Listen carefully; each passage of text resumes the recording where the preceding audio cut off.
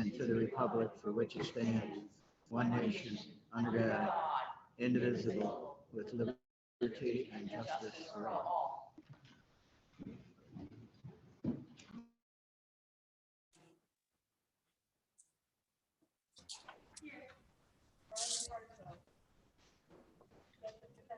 Here.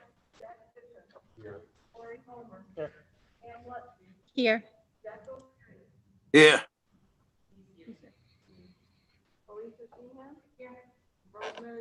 Here. As we get started tonight, I just want to extend our condolences to the family of Brian Corso. Brian lost his dad this past week and will not be with us tonight as he attends to family matters. Okay. No, I'm glad you told me. Thank you. I just wanted to extend our condolences to Brian Corso as his family lost their dad this week, and he won't be able to be in attendance tonight. Sorry.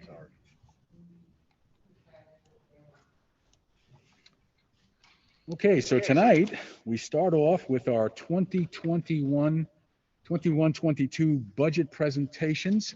This is our first meeting, and I did want to put out immediately to the public that we are working on a zero tax increase budget this year, and I know Marvin has prepared his slides for us, or his presentation for us, regarding transportation. So we're going to start with Marvin. Okay, thank you, and thanks for having me this evening. First off, I don't want to be worried. Last year, remember I asked for a backhoe? No backhoes this year. We're good there. So in your packet, I think you have a hard copy, and on your computer, the transportation budget. If I could take you to the bottom line first, the proposed budget for the next school year is $2,483,407, which is a slight decline from this year's budget of about $6,500, or 0.26%. There are some dynamics within the budget that I'll try to hit some of the highlights.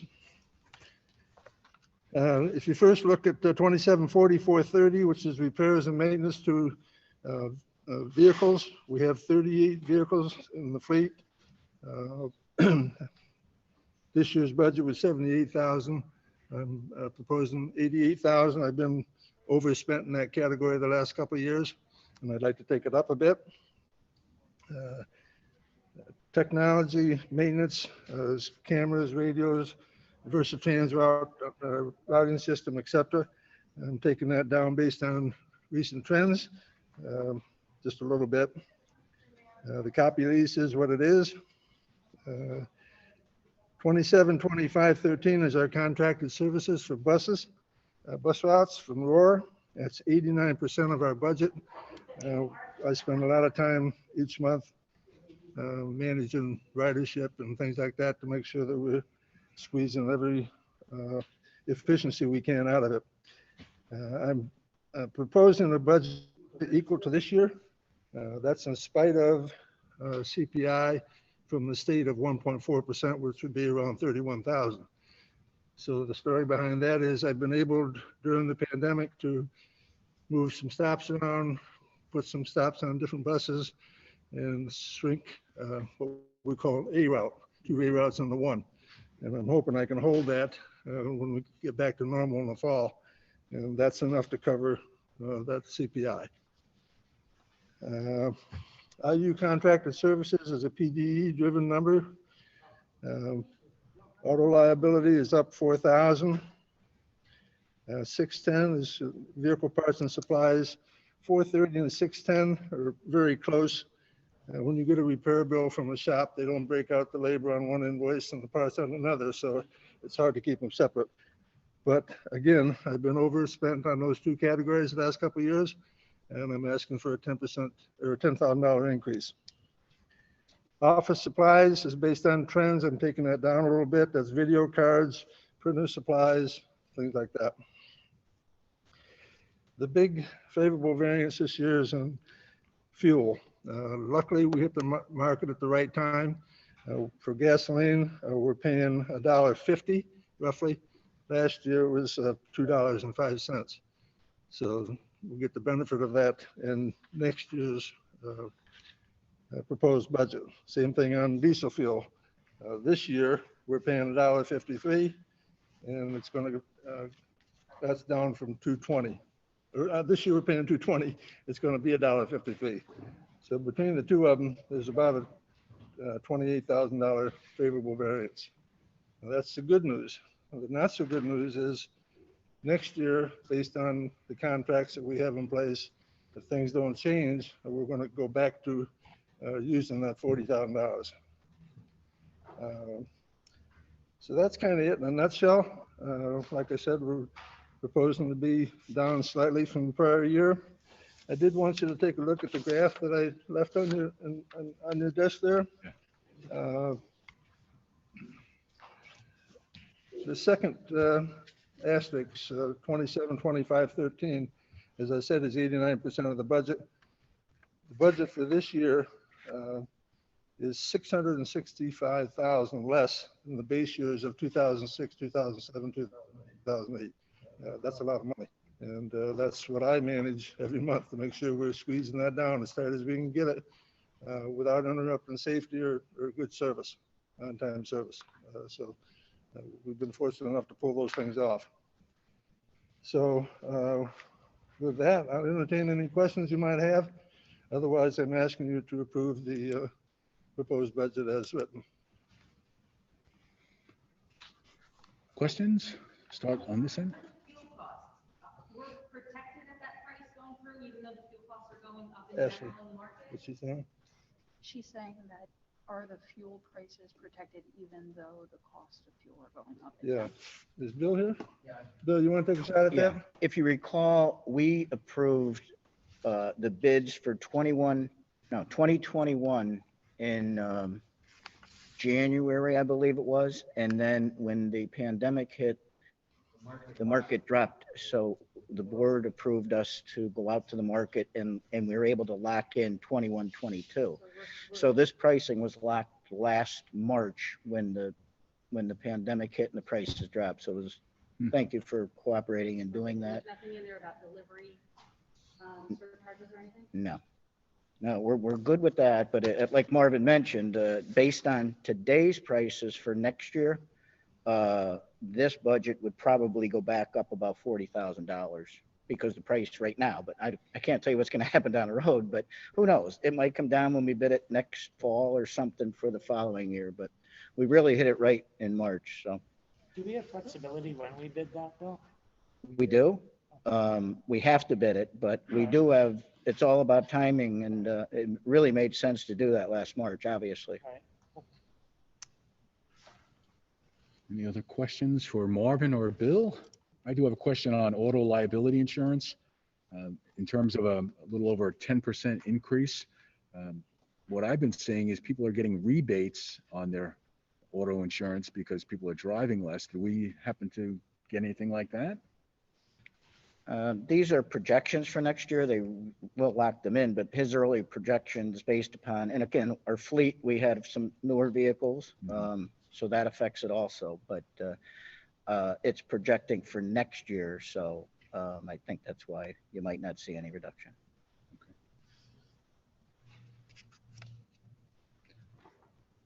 Before I forget, Jack O'Leary, can you hear me? If so, do you have any questions? I can hear you. No, I'm good. It's just, could you ask people to make sure that they unmute, because it's kind of hard to hear them when they don't unmute? Thanks. And you're coming through loud and clear, Jack. Okay, thank you, Jack. Okay, so with that, we will move on to operations of maintenance and plant. Okay. That's you again, Marvin? And I'm going to take you to the bottom line first. The budget proposal for next school year is $2,197,950. That's about a $51,000 decline from this year's current budget, or 2.25%. And again, there's a number of dynamics within the budget, so I'll try to take you through those. 411 at the top of the page is recycling and trash disposal. It's a competitive bid situation, and we have a contract for that at that amount, $49,000. So there's an increase there of about $4. Wastewater treatment plants operations. We're having a very difficult year this year. We're getting a lot of help, if you will, from DEP and EPA at the Dingman's operation. If you remember, DEP has us doing additional testing here at the DV campus facility. There's a pretty extensive list of items we're testing for. Each one of those tests are 30 to 100 bucks a piece every month. So just last year wasn't a good year either, but most of that was related to COVID, because what happened is the DEP had us shut down all of our plants because we didn't have enough flow. And if you don't have flow, you don't have bacteria to work on the ingredients. And but we did have some flow. We brought the custodians and maintenance people back. They worked in the buildings. We had some administrators around. So any flow that we did have wasn't enough to process, so I had to haul it away. So I had a pretty significant bill for hauling sewage to Westfall for processing. Didn't get back on stream until early in September when school reopened. So I'm taking that up. I've had 2 bad years. I'm hoping that things will settle down as we go into next year. Now, that does not reflect any Westfall connection benefits.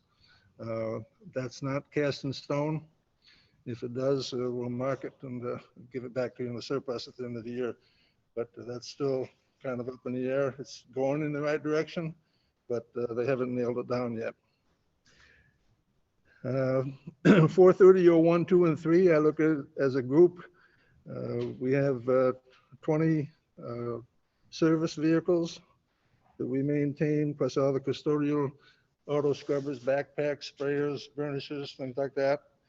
And the 3 together projecting to be favorable by about $5,000 next year. Rental expenses, porta johns and lights and things like that. That's based on what I think we're going to do this year. The budget for next year is pest control. Is another area of opportunity. I went ahead and had a number of my people trained and certified by the state to be able to apply pesticides. And so we're going to be bringing that work inside, internal, and taking that budget down by about 5,000. I left a little bit in reserve because even though they're certified, they're not certified for wildlife like groundhogs and fox and things like that we do have on our properties from time to time. And I'm sure there'll be a situation that we can't solve because we don't have the experience. So I left a little bit in the budget there just to cover us. The insurances, 521 down to 529, are up almost 20,000. And Bill would have to speak to that if you have any questions. So let's stop there. And Bill, could you tell us why insurance seems to be going up across the board? Again, these are estimates that the insurance markets try and give you so we can do our budgets. The applications are going in now. They could change, but the reasoning was generally with all of the storms and things like that happened through the year. He wanted to protect against us. He wants to make sure we have the amount of monies in there, but the storms last year, I think, are driving it, a lot of it. And who is he again? It's our broker, Bob Eater. Or I mean, he was the old one. Rob Thompson from Engelham, Brighton Davies. He gives us the estimates. He goes out to the market and gets pricing and then brings them back to us it's late May, early June. Do we ever bid out that brokerage fee that he charges? Do we ever use something else or bid it out? I don't know if we formally bid it. We may have checked, but my opinion on this is this agency has got depth. And when I say that is the educational industry is complicated, and not just any insurance person can be involved in that. And so the firm of Engelham, Brighton Davies has local offices. They have an office in Lancaster. And we've used them for extremely complicated cases, and they do go out to the market and bid it. So they're just doing the bidding for us and creating the consulting for school districts behind the scenes. So I don't recommend any changes there. Thank you. Go ahead, Marvin. You're back. Thank you. Now we're looking at 530, which is video surveillance equipment, scoreboards, electronic signs, things like that. Hasn't changed much year to year. 580 is wastewater treatment, freshwater training for my guys, along with pesticides. They have to get so many hours for every course they take. They have to keep so many credits ahead of schedule. That's pretty consistent year to year. I look at the 610s, 01 to 10 as a group and try to manage within that group because there are some overlaps. If you add those 10 items up, it comes to 391,125. My budget is about $7,800 lower next year. I can go through each one separately if you think is necessary. No, I don't think it's necessary. Okay. Now we get to fuels and energy. Natural gas is basically driven by usage year to year. Electricity, same thing. Again, there's no reflection of going to primary source energy with Pike County Light and Power. That seems to be happening slower than molasses in January. But they did put up a couple poles and waiting for some switch boxes.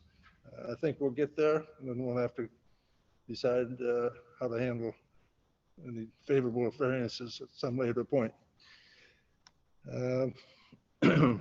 Propane is about the same based on usage. The big gains are heating oil, gasoline, and diesel for the same reasons I gave you. And transportation, the numbers are identical. We're paying this year $2.20 for diesel. Next year we go to $1.54. We're paying $2.05 for gasoline. Next year we go to $1.51. Heating oil and diesel is the same. So in those categories, I call it energy, is a $66,000 favorable variance. Next year's budget proposed to this year's budget. That brings us back down to about a $51,000 favorable variance to budget year over year. And once again, I would ask that you take it under consideration and approve it as written. Questions? Marvin, every year we are amazed at what you do with this budget. The fact that it goes down every year is a real testament to you and your people watching out for us, especially on those big items there. Heating fuel, Bill, you do a great job with putting that out to bid. We're all glad to see this total budget going down by $50,000. Appreciate that. Yeah. I would ask you to take a look at the graph. Just quickly, if you go back to the base years of 2006, 7, and 8, compare that to where we're at now, we're favorable by about $800,000 a year. That's a combination of a lot of things, but it's also a reflection of the investment you make in the buildings with HVAC, doors. You know, the doors really fall under Chris for safety, but you don't realize that you're tightening the envelope of the building to keep the air in or out, and it helps in our energy usage. So I certainly appreciate your time. Wait 1 second. Jack O'Leary, do you have anything to add? No questions to ask, Jack, but I would just like to say from a construction guy's perspective, it's an absolute pleasure to work with Marvin and his staff on everything. It's really everything is handled very professional, very clean, very knowledgeable staff. They keep their eyes open to things. They say things when they see it. And you know, all of that helps when you're under a budget, you know, and everybody that works for Marvin is budget conscientious, and it's certainly, you know, it's leadership from the top down. But I just wanted to say it's a pleasure to always work with this man. And Jack, we appreciate all your efforts in facilities and building and maintenance. You are our onboard expert. Thank you. I think we're good. Anybody else for Marvin? Thank you, Marvin. Thank you, Marvin. Yeah. Next on the hot seat is Chris Lordy. And Chris will be talking to us about security. Good evening, everyone. If you take a look at the budgets in front of you, the 2660s, it's a quick little 6 item. security, insurance, travel supplies, software, and dues and fees. The two biggest line items that you'll see that changed are the first one, security investigation went up about $2,000. That seems to be trending this year. We have been doing more residential checks with people in the district. That has gone up. Our two contracts that we have with Eastern Pike and Homeland Security Concepts have stayed stagnant this year. So that is strictly just for home investigation and residency checks. Again, insurance, that's Billy, went up 400. The next one is travel. Obviously, with the situation worldwide with the pandemic, we have not traveled. This is for our officers, really, for trainings, different places that they go.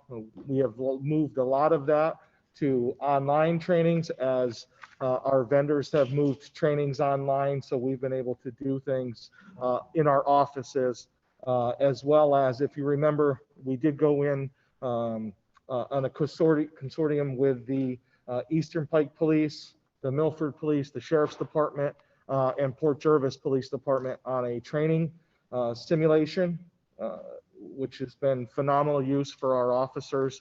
We can set it up in any classroom and run through probably over 50 scenarios, using real life techniques. So that has been a huge help in all of our trainings for our officers. So that number has gone down. Our supplies is the same. Software, dues, and fees have all remained the same moving into 21-22 for basically a break-even budget less than $100. That's all I have. That was painless. Painless. Thank you, Chris. Yeah. Yeah. All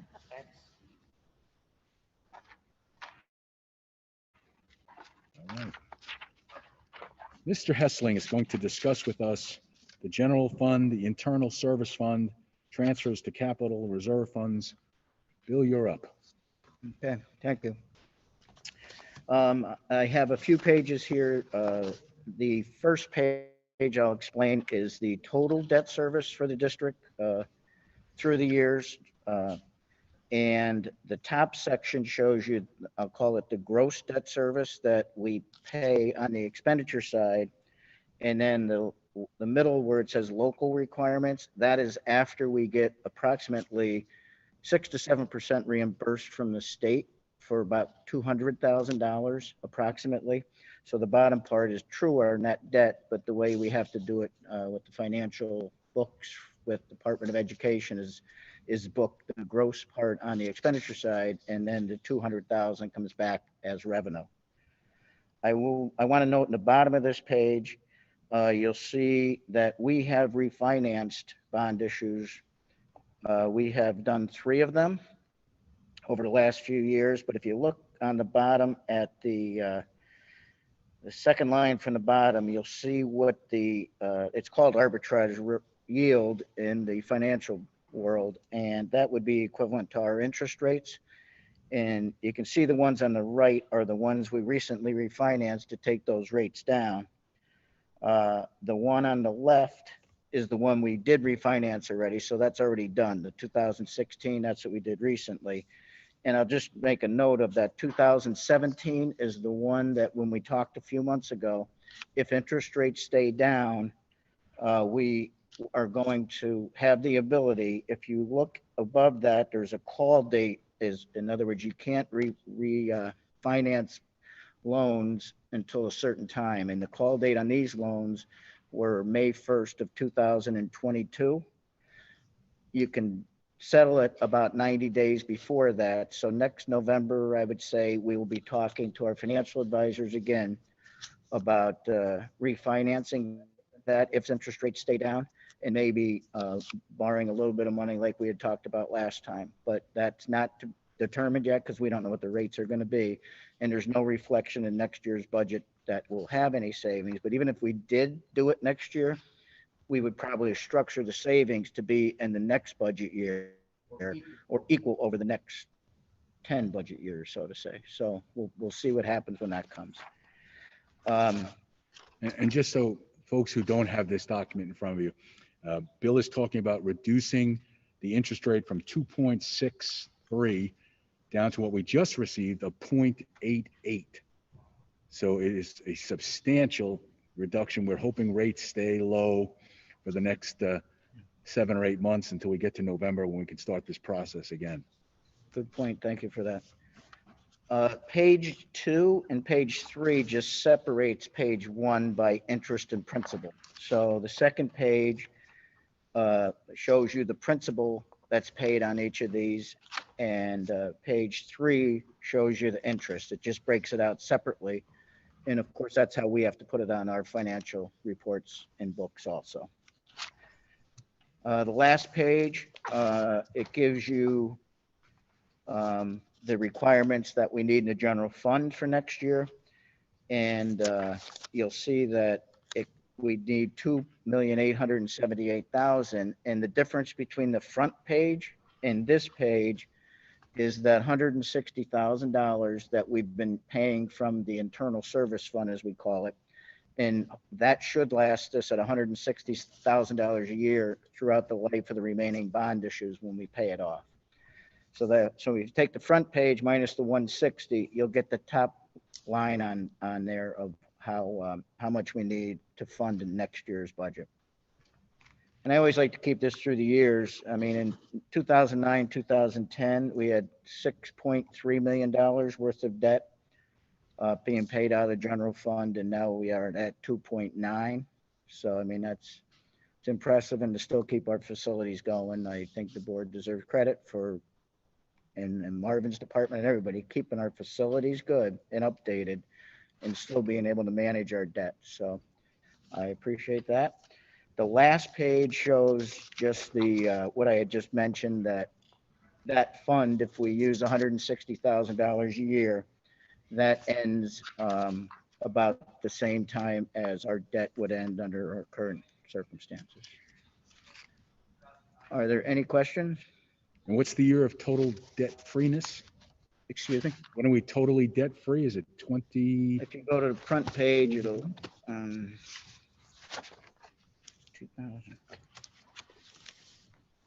Debt free in 2032. Unless we do a little bit more money, with might be wise with the interest rates being low, that might push that out another year.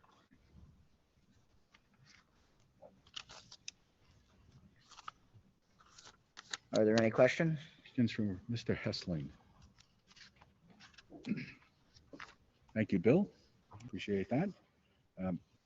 So at this time, I want to go into executive session where we will be discussing legal and negotiations. Are we okay for that? And Jack, you'll have to follow us in there? Yep, Corey's gonna call me. Thanks. Okay. Let's go to executive session.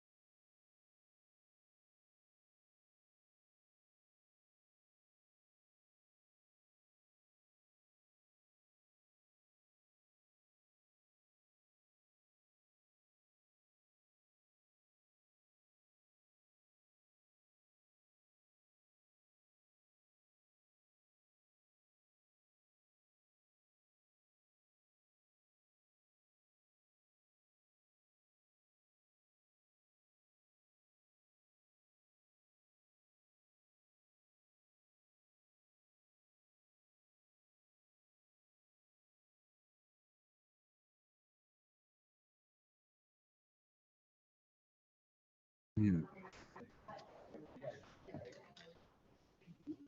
I think we're just waiting on John. Yeah, waiting on John. And who's got Jack? He's on Zoom. Oh, he's back on Zoom. You back with us, Jack? I'm back here with John Zoom. Thank you. Okay. I can't hear you like I did before. I think John has to turn his speaker up. Can you hear me, Jack? Yeah, now you're good. Yeah, that's better. It's Thank very you. good. Yep. We're just waiting for Dr. Bell. Okay.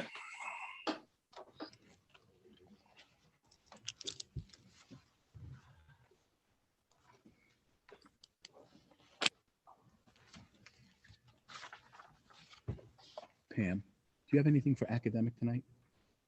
Okay, so we're going to just move past that. Okay. No report.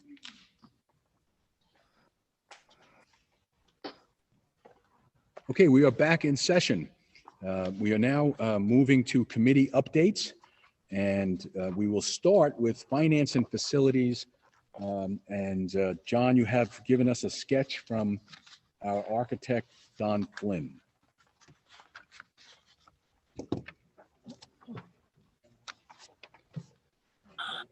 So for the public, what we're doing right now is we have had discussions regarding the need for additional lunch space if we were to maintain 6-foot social distancing.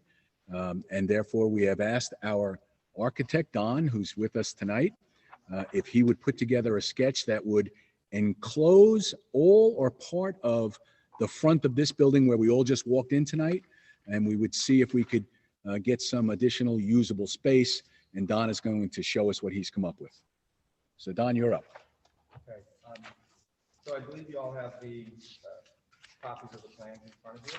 Everybody have one of these? Are you muted, Don? I just unmuted, sorry. Okay. Surprise. So we looked at this and we came up with 3 separate options, starting with the first, moving to the third, each one adding the amount of space that we're proposing. So the first option is rather simple. The grass area that's presently to the right of the gym entry, bordering on what is the wrestling room. We are able to, if we just enclose that grassed area, we can construct total gross square footage about just over 3,600 square feet, usable square footage 3,470 square feet. Based on that, we're projecting somewhere around $950,000 to make that construction. It's positive is that it's probably your cleanest, simplest, quickest way to get additional space. The downside is it's not directly connected to the cafeteria. So in order to use that space, you either have to walk around through the school to get to it, or you would have to move outside with the food to get to that space. So seeing those limitations, we came up with a second option, and that's on page A11 there, option 2. So what we looked at doing was twofold. There's 2 options there. Either could be done independent of the other, or we could do them at the same time. So the area in green, we are going to look at taking that same grass area we just spoke of and also pushing out into the area that is the natatorium entrance. By doing so, we're able to create some additional space for storage of tables that you would use in that space. And also it creates a little corridor that would allow us to link over to the cafeteria. We would also pull the entry to the natatorium out closer to the main sidewalk, so that the students that are loading the building in that spot would enter the building a little closer, but they would still have access back into that wing of the building. So the total of all that green area there is roughly 7,000, and down in the legend you see where the square footages are, 7,764 gross square feet. And we feel that we can construct that area for just around $2 million. So you're spending more, but you have a direct connection to the cafeteria. And that's the old cafeteria. You'll see that on the top around 12 o'clock, it leads to the lobby that brings you right to the 910 cap. And down around 4 o'clock, you'll see that there's a direct connection to the 11-12. Correct, yeah, and that's correct. And then the other consideration in that option would be if we were to fill in the area in front of the high school, the wedge-shaped space that has that red structure over it. So if we took down the structure and constructed actual space, we can get about 4,000 square feet there. And we're projecting that cost to be a little north of $1.2 million. So again, you can do either, or if you did decide to do both, I would recommend a phased construction. I don't think you'd want to try to build both of those at the same time in terms of loading the building. I think it would be a bit of a difficulty. So the other option, and I should say that to connect the lower area that I call the commons to the upper area, which we're saying multi-purpose, you would have to walk through that cafeteria. There isn't a direct link. You'd have to run through the cafeteria. The benefit to that common space, though, is it gives you a surge space for your auditorium. So if you have a large production now, you have a very small lobby. So it does serve two purposes.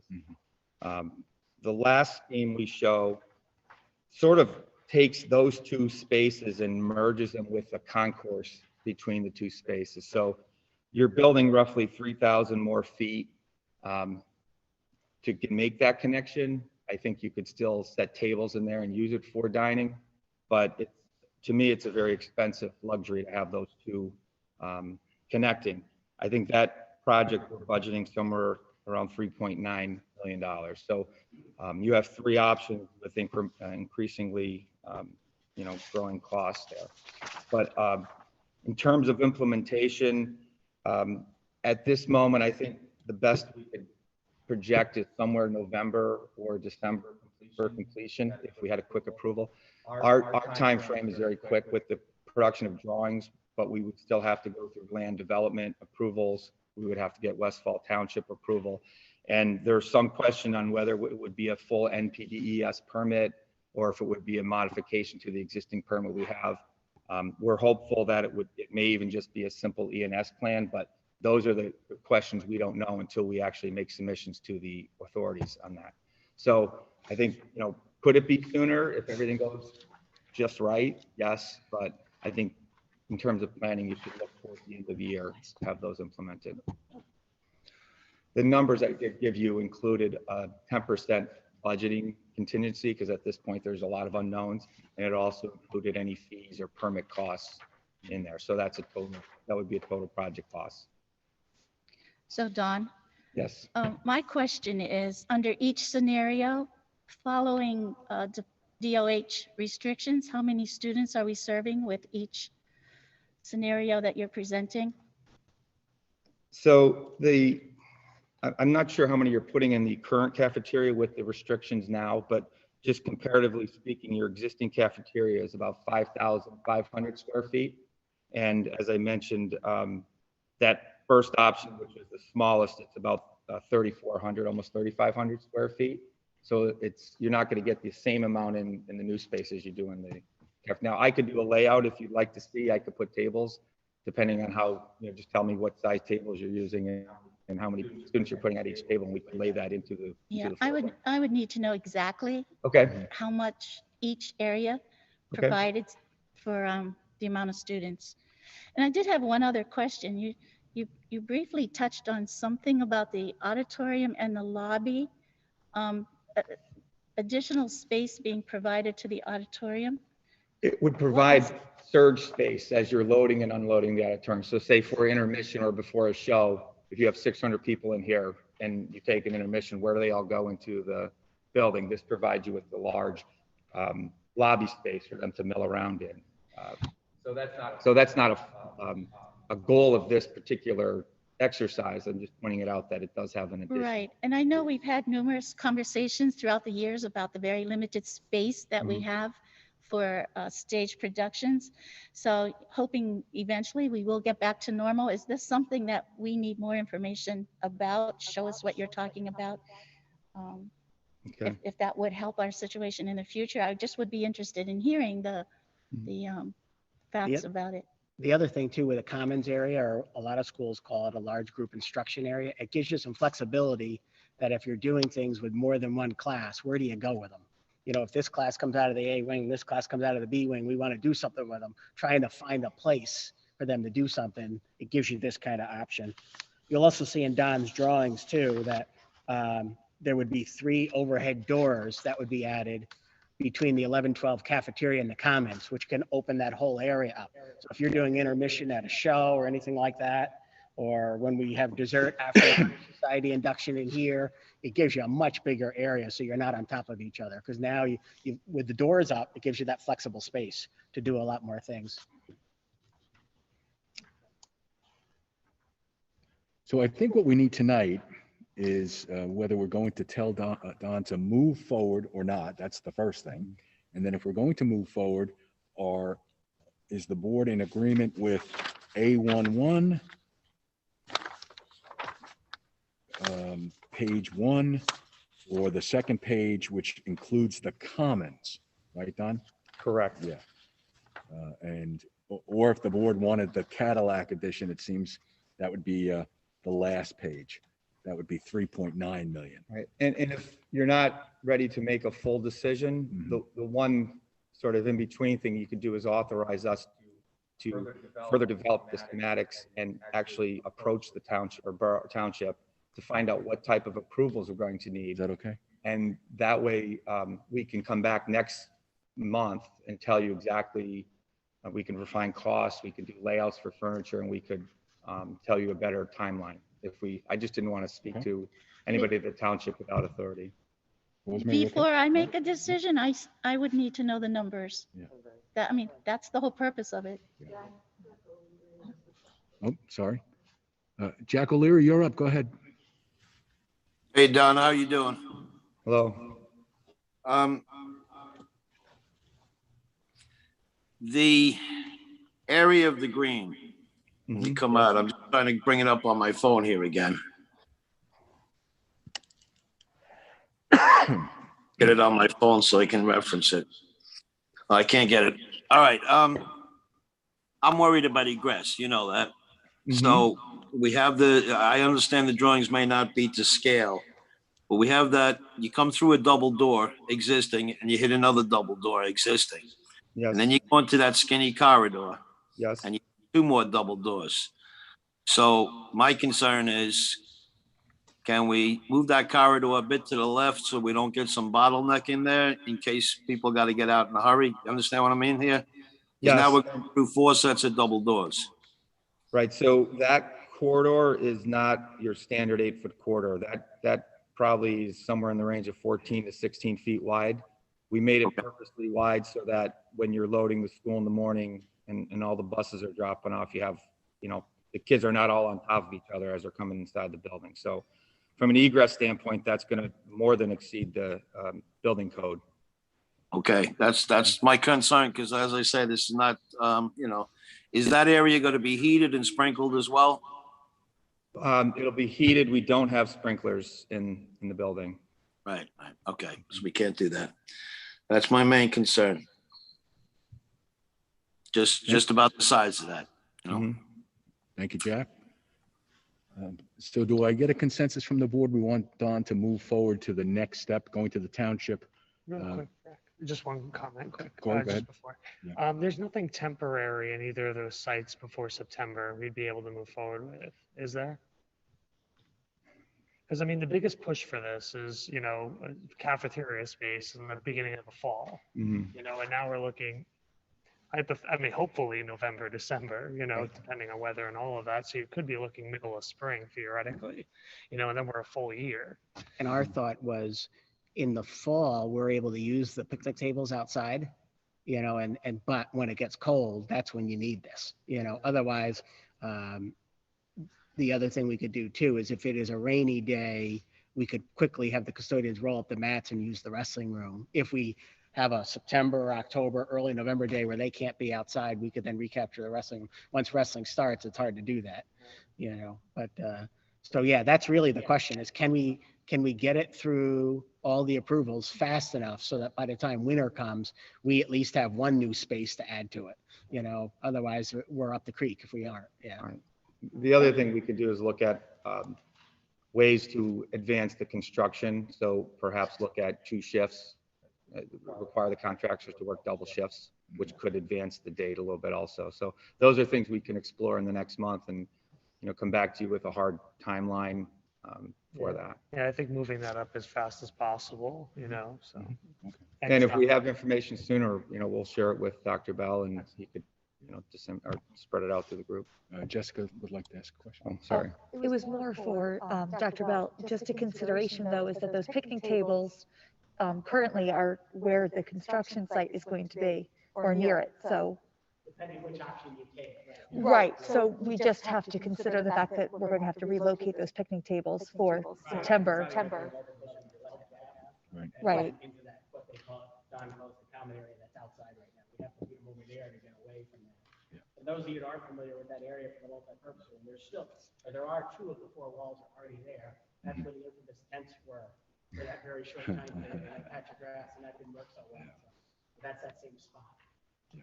We'll never be in the tent business again. We're out of the tent business. Yes.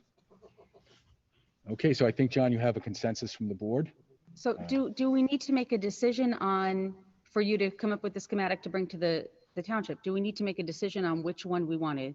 It would be helpful, but not mandatory. We could proceed with the options and share with them what we're looking at and ask their opinion on, and if they come back and say, well, if you do both, it's going to be this time frame. If it's only this, then it's time frame B. So I think we can move, at least for this first month, with all of the options on the table. So I think as long as you want to move forward, investigating this further, that's all we're looking for. All right. And is there any, John, recommendation from administration as far as what area is going to give us the best bang for our buck after we don't have to socially distance during lunch? Yeah, I mean, certainly the multi-purpose room. Of all the 3 components, the concourse, the commons, and the multi-purpose room, the multi-purpose room gives us the most future usable space, and because it is a nice big rectangle that you can do lots of things with, and it also can be built quicker than anything else because it's not blocking any of the entrances, and 2 of the 4 walls are already there. So that part makes it faster, and long-term would be the room that would get the most use out of late down the road. And if you had to, if we had a growth spurt, you could divide it up if you needed classroom space. It's just a rectangle. You'd probably fit 5 classrooms in that space. Okay, Jessica, one more. In our current 11-12 cafeteria, how many students can we feed in there right now? Yeah, roughly 100. And how many students, if they were all back, eat per lunch period? About 1,500 divided by 6. 1,500 divided by 6. Because there's 3 lunch periods and 9, 10, and 3 11. 250.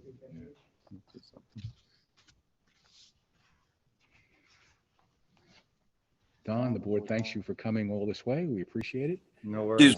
One last question, Jack. Sorry. Yeah, go ahead, Jack. Go ahead. Don, the facade of these enclosures, what are they going to be? Are they going to be block? Are they going to be glass, semi? I think it's early on, but I think that the green area is going to mimic the walls of the gym addition that we recently did. So it looks like one facade. And then I think over by if the commons area was to happen, I could see that being a little more open and, involving some glass curtain wall type stuff. I just don't want it to look like an institution. I mean, you design beautiful stuff, so. No, I think like that commons entrance, I don't know if you well, you don't have the plan in front of you, but No, I do now. Is we're it showing a series of doors and these 2 little wing walls. I envision that looking a lot like the entrance to the gym. So you have the red canopy sticking out over it and the similar type of block work. Okay. Okay. It's just maybe we could put a few windows in somewhere into that multi-purpose room area, or give it some kind of a view. Certainly. Yeah, this was a quick sketch. For the next meeting, we would certainly put together some renderings so you could see what it looks like. Look, you design beautiful stuff, so I really appreciate it.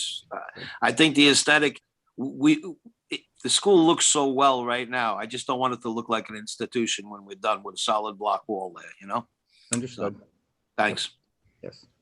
Yeah, one of the things we talked about was how do we make, if we're going to do this, how do we make the older parts look like the new gym so that it all meshes together? We don't want it to look like a hodgepodge. Right. And then we'll ask Don to stick around in case you have any questions.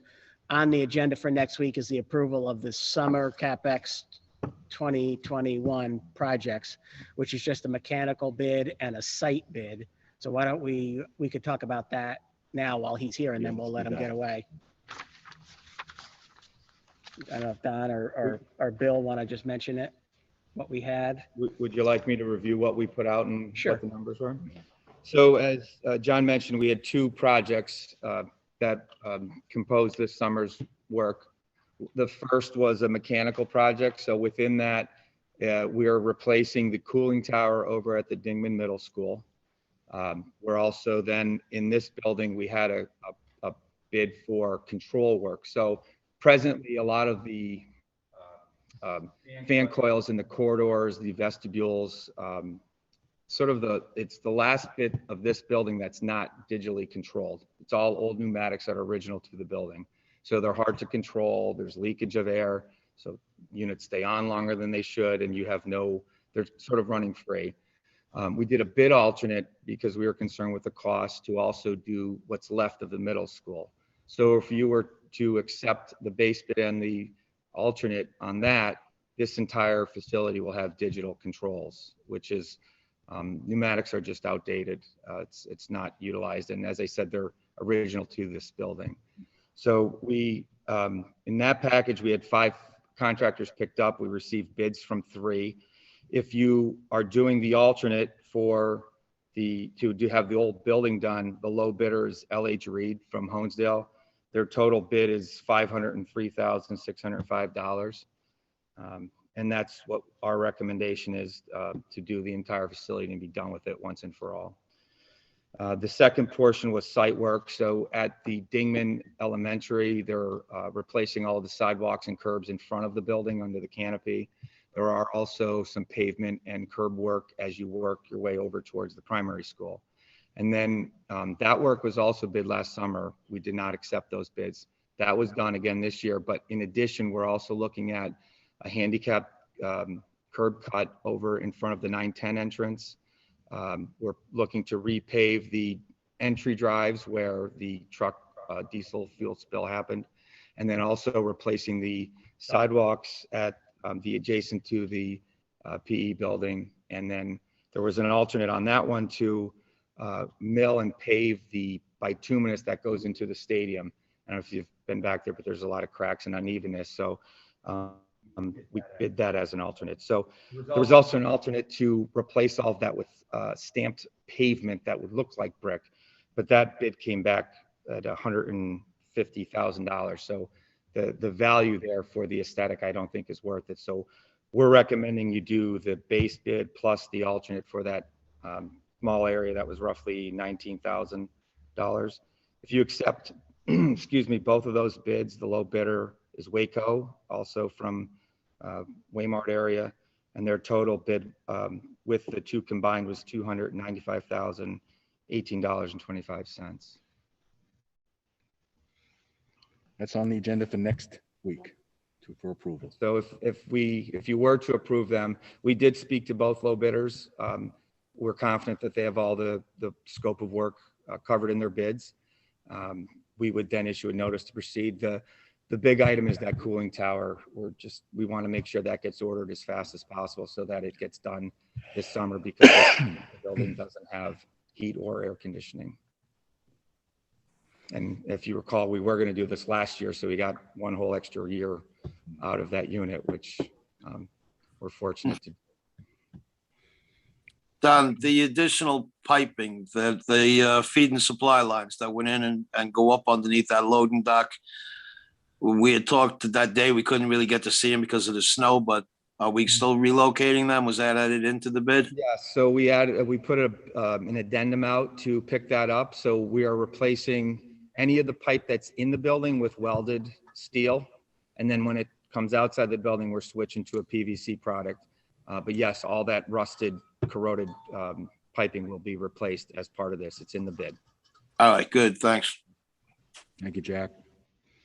Jack, if I may. Yeah, Bill? Yeah, I just want to make a point that with John Peg and I, with the federal CARES money, HVAC upgrades are part and eligible for that. And so we are going to, our goal is to use the 503,000 on the HVAC bid and pay that from the grant money, which will there, it goes through the general fund, but we're trying to use the federal grant money to pay for that instead of the capital funds because it's an eligible expense. And a footnote on the pavement that we did have some insurance claim money for about $22,000 to go towards that Waco price of $295. So there's two offsets there that help, preserve the money in the capital fund. All right, thank you, Don.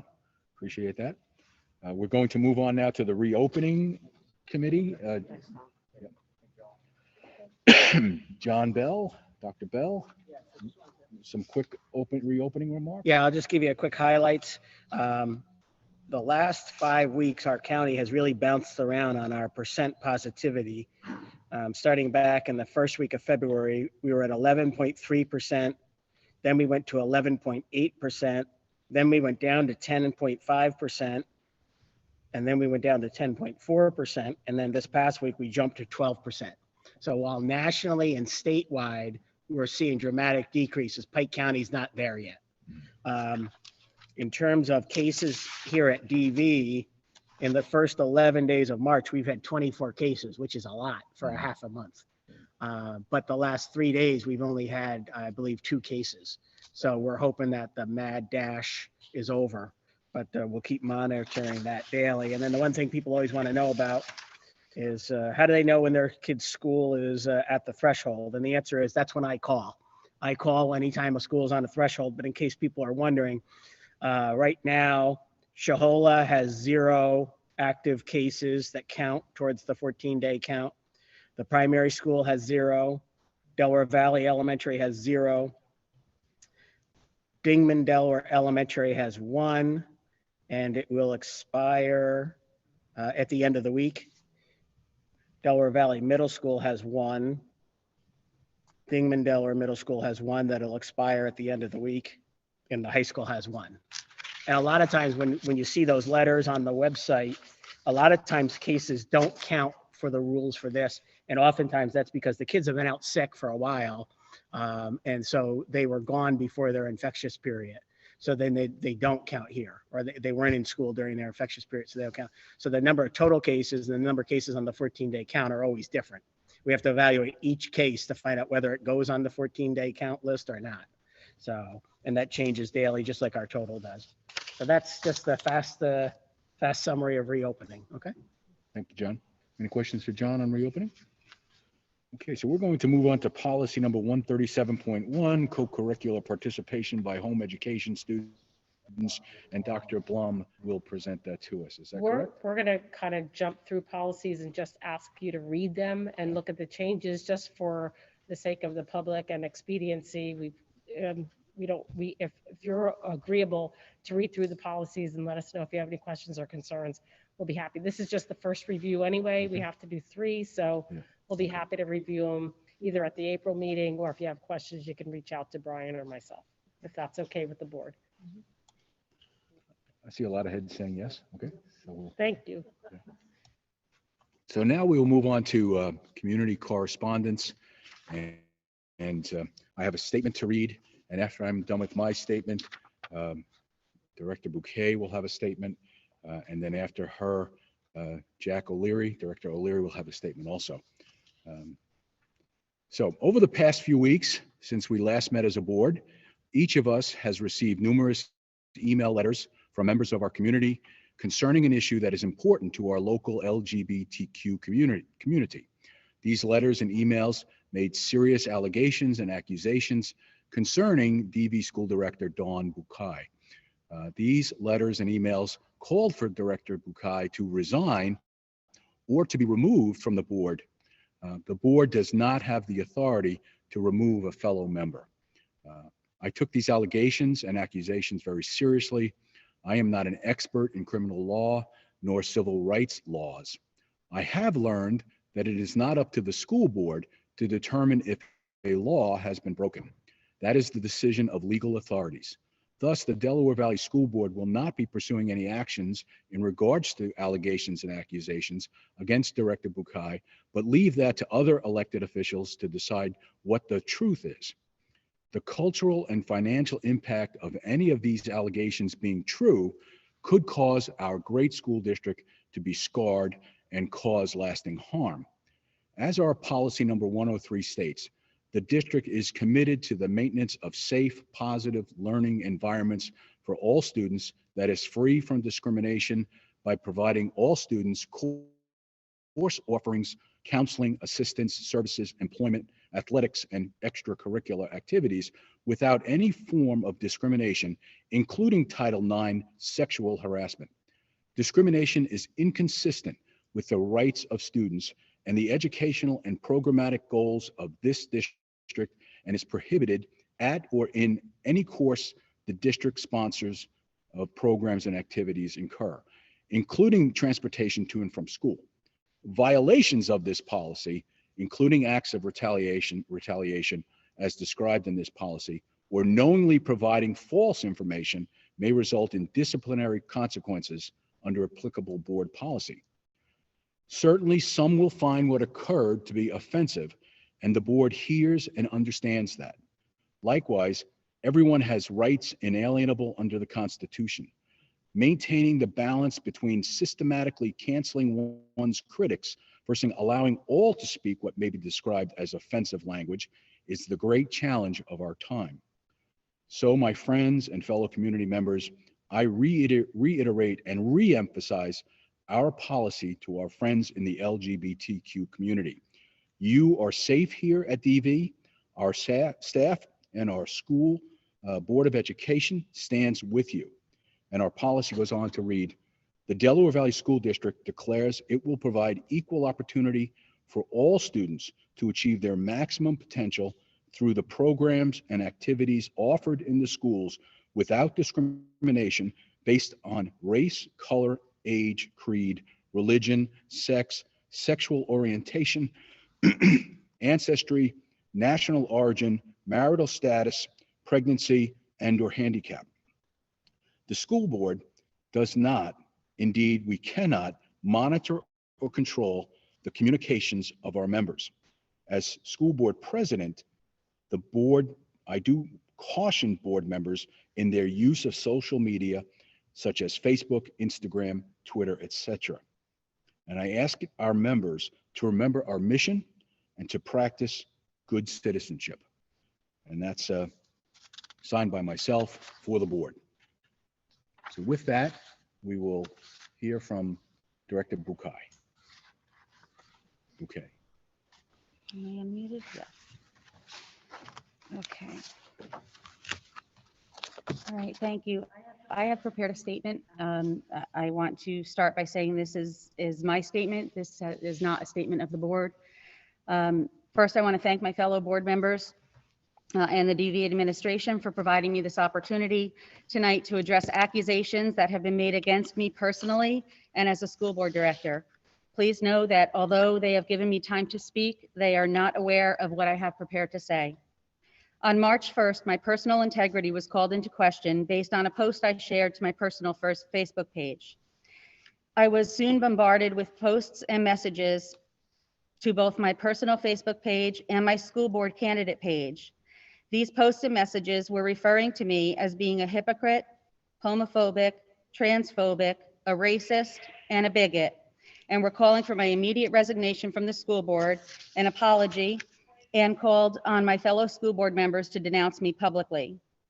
Several of the posts called for me to be #canceled. Although I do not believe my opinion on policy outside this boardroom should be addressed here, I feel the need to do so since they have been made an issue for the school board, the administration, and our community. On February 25th, I shared a video to my personal Facebook page, which I first saw in my newsfeed. The video was of Senator Rand Paul questioning Assistant Health and Human Services Secretary nominee, Dr. Rachel Levin, during her confirmation hearings. When sharing the video, I wrote, quote, "This person is dangerous," end quote. That comment was construed by some to say that Dr. Levin's gender was dangerous. However, that could not be any further from the truth. You see, Dr. Levin was asked questions during the confirmation hearing related to comments she made publicly, academic papers that she published, and ideas that she was reported to espouse. Those ideas included giving puberty blockers, hormones, and even sex change surgery to prepubescent children without parental consent. In that exchange, Senator Paul asked Dr. Levin in part, "Do you support the government intervening to override the parent's consent to give a child puberty blockers, etc.?" Dr. Levin would neither confirm nor deny if she agreed. Dr. Levin could have responded in any number of ways, but instead chose not to answer specific questions during her confirmation hearing. Instead, she provided the same scripted answer twice, which led me to believe that she was prepared for the question and chose not to answer. I think parental rights are very important, and I think every parent has the right to know if the incoming assistant HHS secretary would support giving puberty blockers to their child without consent. Dr. Levin's evasiveness during her confirmation hearing, together with how she handled the pandemic here in Pennsylvania, is in fact, in my opinion, dangerous. I have disagreed with Dr. Levin regarding initial direction requiring senior homes to admit COVID positive patients, as well as how she handled both the testing and vaccine protocols. My comments had nothing to do with Dr. Levin's identity, which is irrelevant to her filling any position, but her being forthcoming and competent is and should be important. There has also been an issue made of my posting the word science under a friend's comment to this post. The word science was posted with a concern face emoji. Science today is being used as an absolute from people with different views. Science is not providing clarification. There is science in favor of wearing masks and science against it. There is science confirming climate change and science against it.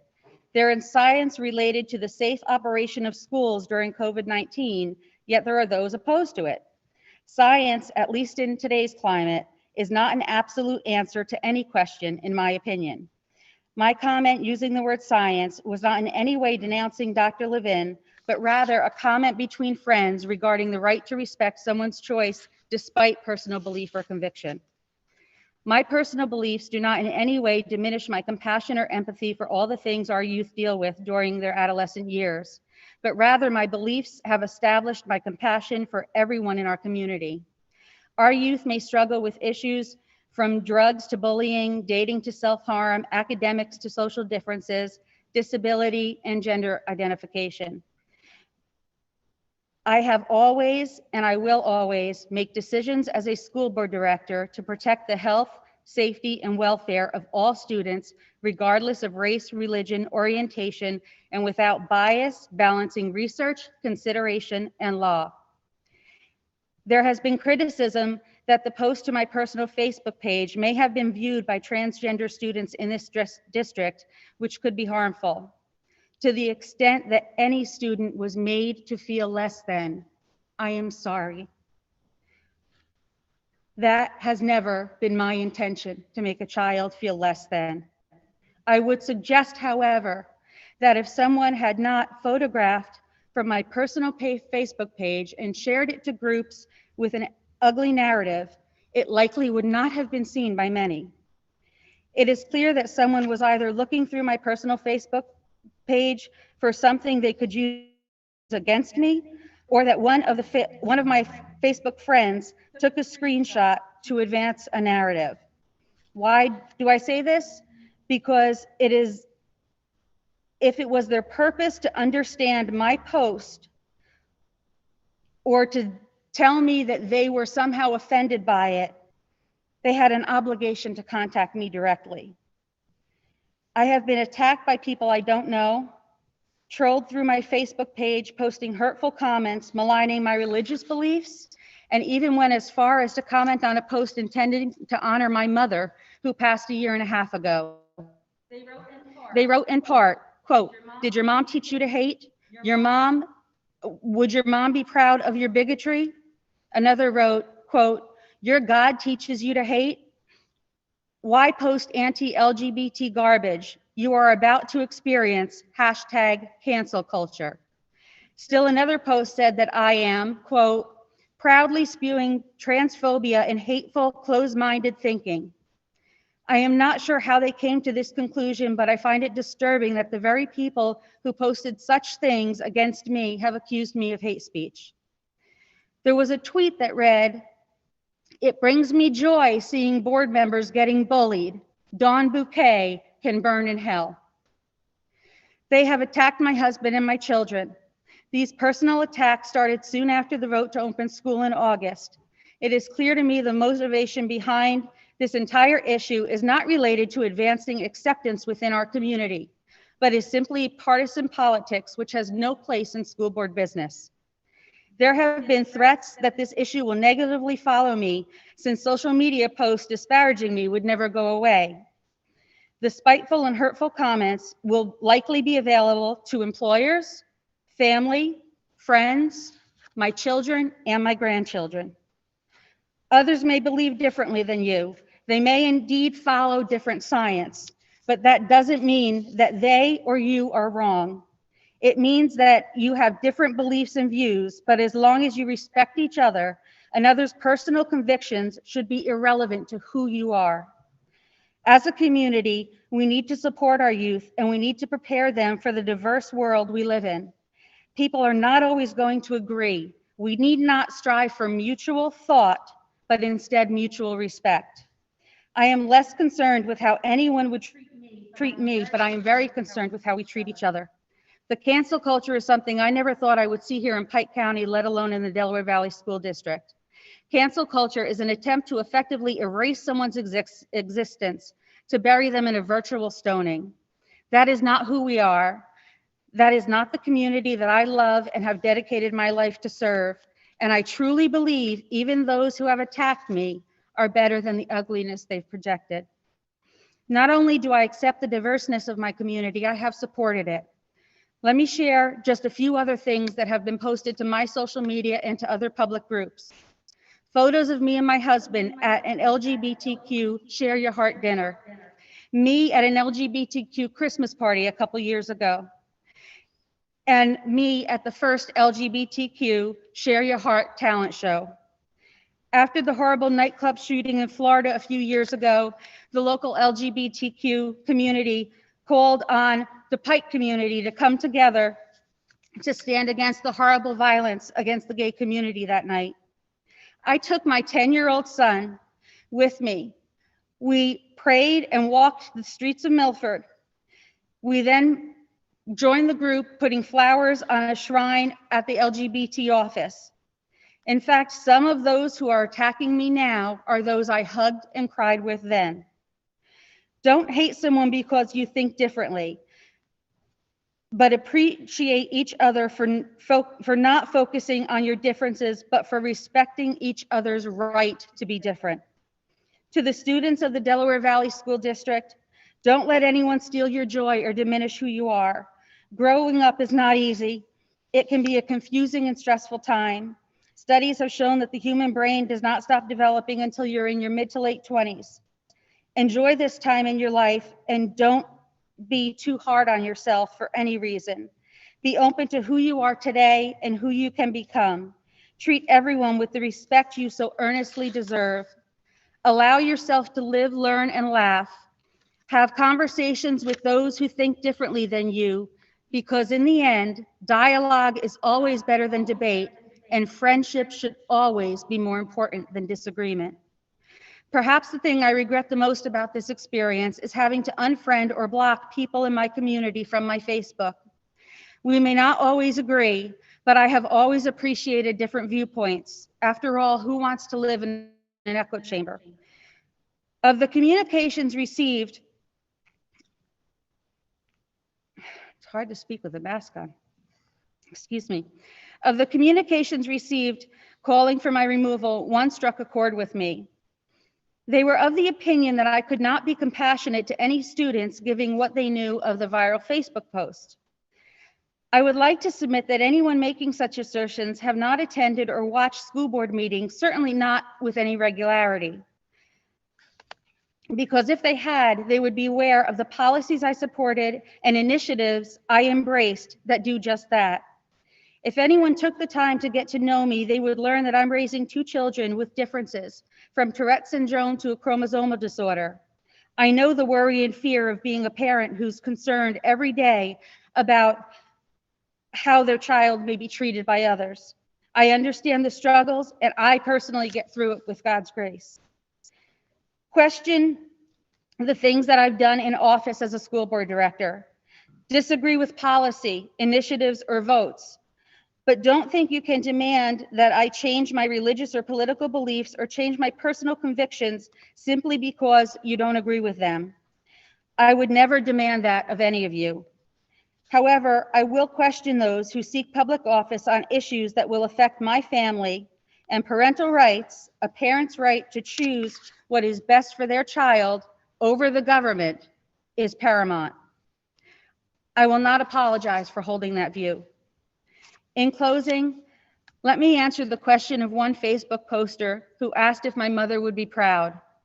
Yes, I believe my mother would be proud that I stood up for myself and defended my integrity before a group who sought to cancel me, and that I stand still against hatred and division in my community. If we've learned anything today, I hope it's that assumptions are dangerous. I trust that the LGBTQ community who reached out in a letter seeking communication and education will follow through and meet with the school board. I know myself and the board have always been open to better understanding issues that affect the students in our district. And folks, I've always been an open book. I've never hidden who I was, what I believed in, and certainly have never tried to hide my identity on Facebook or any social media. But I hope that you will join with me now in turning the next page. Thank you. Thank you, Dawn. Jack O'Leary, can you hear me? Yeah, Hold yeah, on, I I can. gotta get his thing on. Just a second, Jack. And my mouse is not working very well. There. Okay, you're up, Jack. Okay, can you hear me well now, Jack? Yes, very good. I speak for my spouse. I don't like speaking to people. I have no right to. So 3 things came up this week. Well, 4. But I normally talk to people who call me. I never ask them your race, your religion, your political views. I just want to know, how can I help your kid? You know, I'm sitting here because my health is not the greatest. I got a bad set of lungs. So I can't even be down there tonight. And I'm trying to help kids, and COVID is isolating kids. And I see it with my own 2 daughters that are home. The mental health is not good. I try to stay out of the schools because the last thing the students need is another body walking through the schools, but I had to do the construction walkthrough. I saw kids nicely spaced out, cafeterias, gymnasiums, schools, in classrooms, not schools, but I didn't see a lot of happy kids. I didn't see lots of conversation going on. I see kids that are isolated, and it's not a cop-out. This is what this pandemic has done to people. I have a 92-year-old mother. She can't tell me whether it's 1 o'clock in the morning. She calls me 1 o'clock in the morning to ask me if it's daytime or nighttime. This is what this pandemic has done.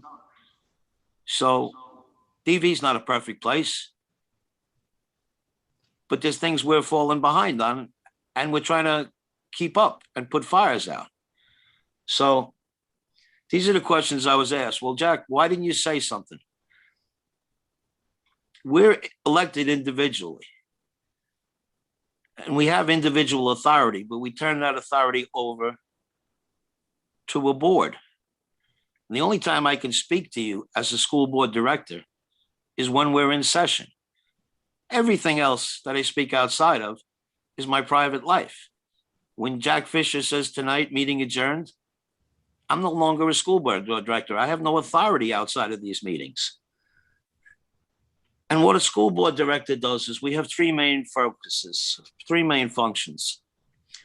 Legislative, we write policies.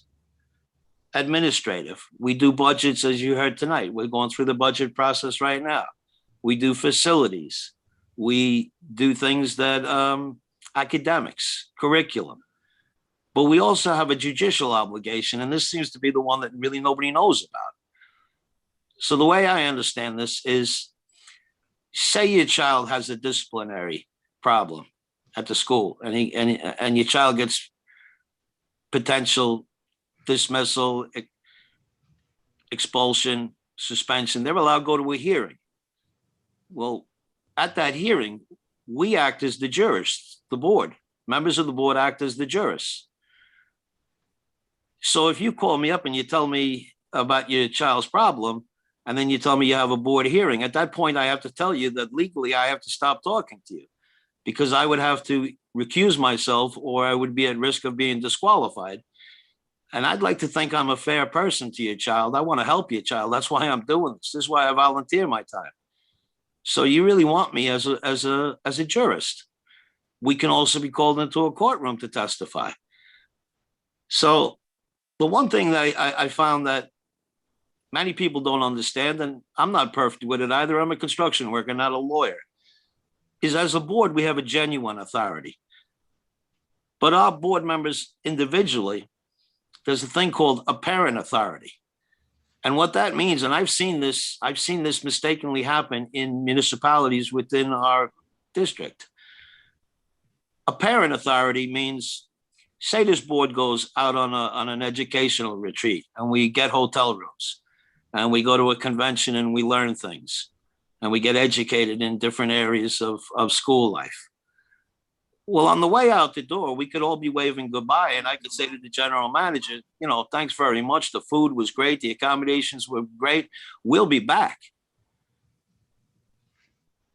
That apparent authority, that hotel general manager can take that as an oral agreement. He is not required by law to read our bylaws or our policies. All he knows is I'm a member of the board, and a member of the board said we'd be back. So now we're stuck with that. So what Director Fisher said is very true. We have to really be careful of our words. And anytime litigation is mentioned, we have a judicial obligation to remain impartial. We can't be biased. We can't come out and say things. And I think if we did do that, we'd be doing a great injustice to the people that sent us to this office. And we ask for trust, but in return, we need trust. And I understand trust is earned, not given. So a thing came up this week with some of the education and some of the curricula and making students feel uncomfortable. So I talked to Dr. Bell about this, and I have to bring it to the board, and it has to be done in executive session because of HIPAA laws and stuff. But maybe some of the curriculum we have, maybe it's not age appropriate, or maybe we can go about it a different way. And I did the research as a board director. I called many families. I talked to many parents. I talked to children who graduated, and I get differing views, which is good. But now the board is going to have to sit down and see which way we go with this. But it's going to have to be engagement with the community here. So that's one thing. And hopefully we can eliminate that. Some of the stuff, I don't think it's age appropriate that's being taught, a few things. And it's not a major thing, but I think there's areas where we can do better. And I know this board and this school and this staff, these educators, we always want to do better. So we'll get to the topic at hand. And all I can say about it is, I grew up with civil rights, and people have said to me, well, you're white. What would you know about that? And I can tell you, I've been to a place where everybody was predominantly white. And for 30 something years, they killed each other because they couldn't live in peaceful coexistence. So I've been on the other side of the fence. And I know that's probably hard to understand when you look at my face, but I've been there and I have the scars. And I can just tell you, when adults fight, children get hurt every single time. And I was one of those children. But they say in America, you can be whatever you want to be. I didn't want to be anything. I just wanted to be, but nobody would let me be. I heard things, well, if I was you, I wouldn't think that way. If I was you, I wouldn't say that. If I was you, I wouldn't dress that way. If I was you, I wouldn't braid your hair that way when you're on a motorcycle. If I was you, I'd shave that mustache off your face. Nobody could just let me be. I want my children to grow up in a place where they can just be, a place of peaceful coexistence. Because, you know, the opposite of civil rights is a civil war. And I can tell you straight out, that's the biggest oxymoron I ever heard, civil war, because there's nothing civil in war. There's only pain, misery, and suffering. And what level of war you need to wage is completely up to you. But I think war is not necessary whatsoever to accomplish peaceful coexistence. The only thing that accomplishes that is a bit of love, a bit of understanding, and a bit of respect. So I read this week where children felt uncomfortable because of some curriculum. And then I read some other children saying that they too felt uncomfortable. And they said they were children of the LGBT community. And to tell you the God's honest truth, the really thing that haunts me at night, what kept me up one night, completely all night long, was that I don't know who these kids are. I don't know if they were here 5 years ago, if they were here a year ago, or if they're students right now. But I don't want any child to feel uncomfortable because I lived that life, and that's not a good life. So I made calls, and some people wouldn't take my call. Even though I talked to them all the time, they wouldn't take my call. They texted me back, you need to make a statement. Luckily, there's people that did trust me, and they took the call, and they talked to me, and they identified a few things. So one of the first calls I made was because my friend Stephen Teague, I read him say that this is a good time for education. And I love this guy. He's brilliant because that's what it needs, education. Just to be able to understand another person, just so that they can be like I've always wanted to be. So I've devoted, well, I'm going to say I volunteered for 8 years at Triversity. I've done a lot of different roles. I've collected money. I've picked up dishes. I've welcomed people. I put little wrist tags on their wrist way too tight because I'm not good at that. I've served on their board for 2 different terms. These are my friends. These are people that help children. So I called Simone up, who's the vice president. I called Stephen Teague up. I've worked under 4 executive directors at Triversity. One is in Florida, and I don't have his number down there, but I did speak to the original executive director. I spoke to the 3rd executive director. I spoke to Stephen Teague, and I said, how can we identify these children? And this has been an ongoing thing for us at Triversity. We took a tent out at Warrior Fest so that we could talk to children and find out what's going on with them, because we can't fix a problem until we can talk to the child that has the problem. But if the child is not comfortable coming out, well, then we don't know who the child is. So there's a group here. It's a really great group in DV. It's called a diversity group. It's all kinds of diverse children. And it's run by Amy Lewinsky. Sorry, I just mutilated in her name. So I got in touch with her. I got in touch with Dr. Constantina, who's fantastic. She's the principal at our high school.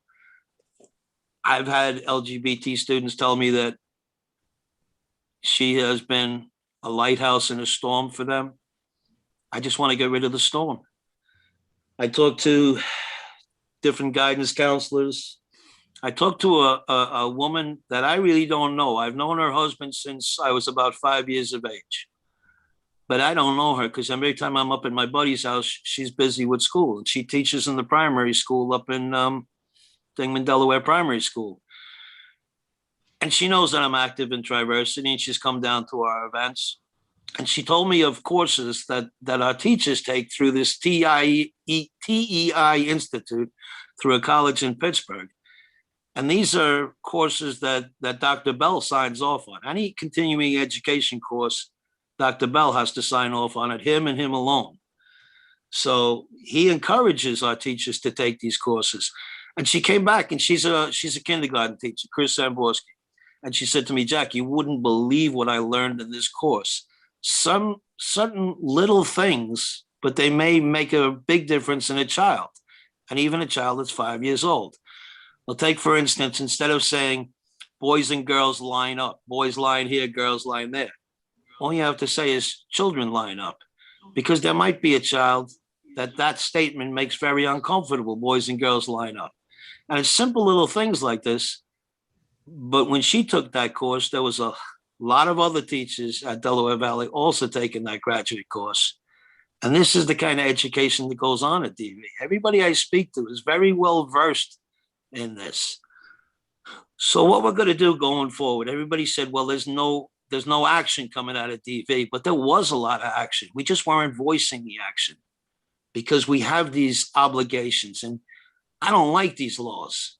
And I'm sure you don't like these laws, but I didn't write them.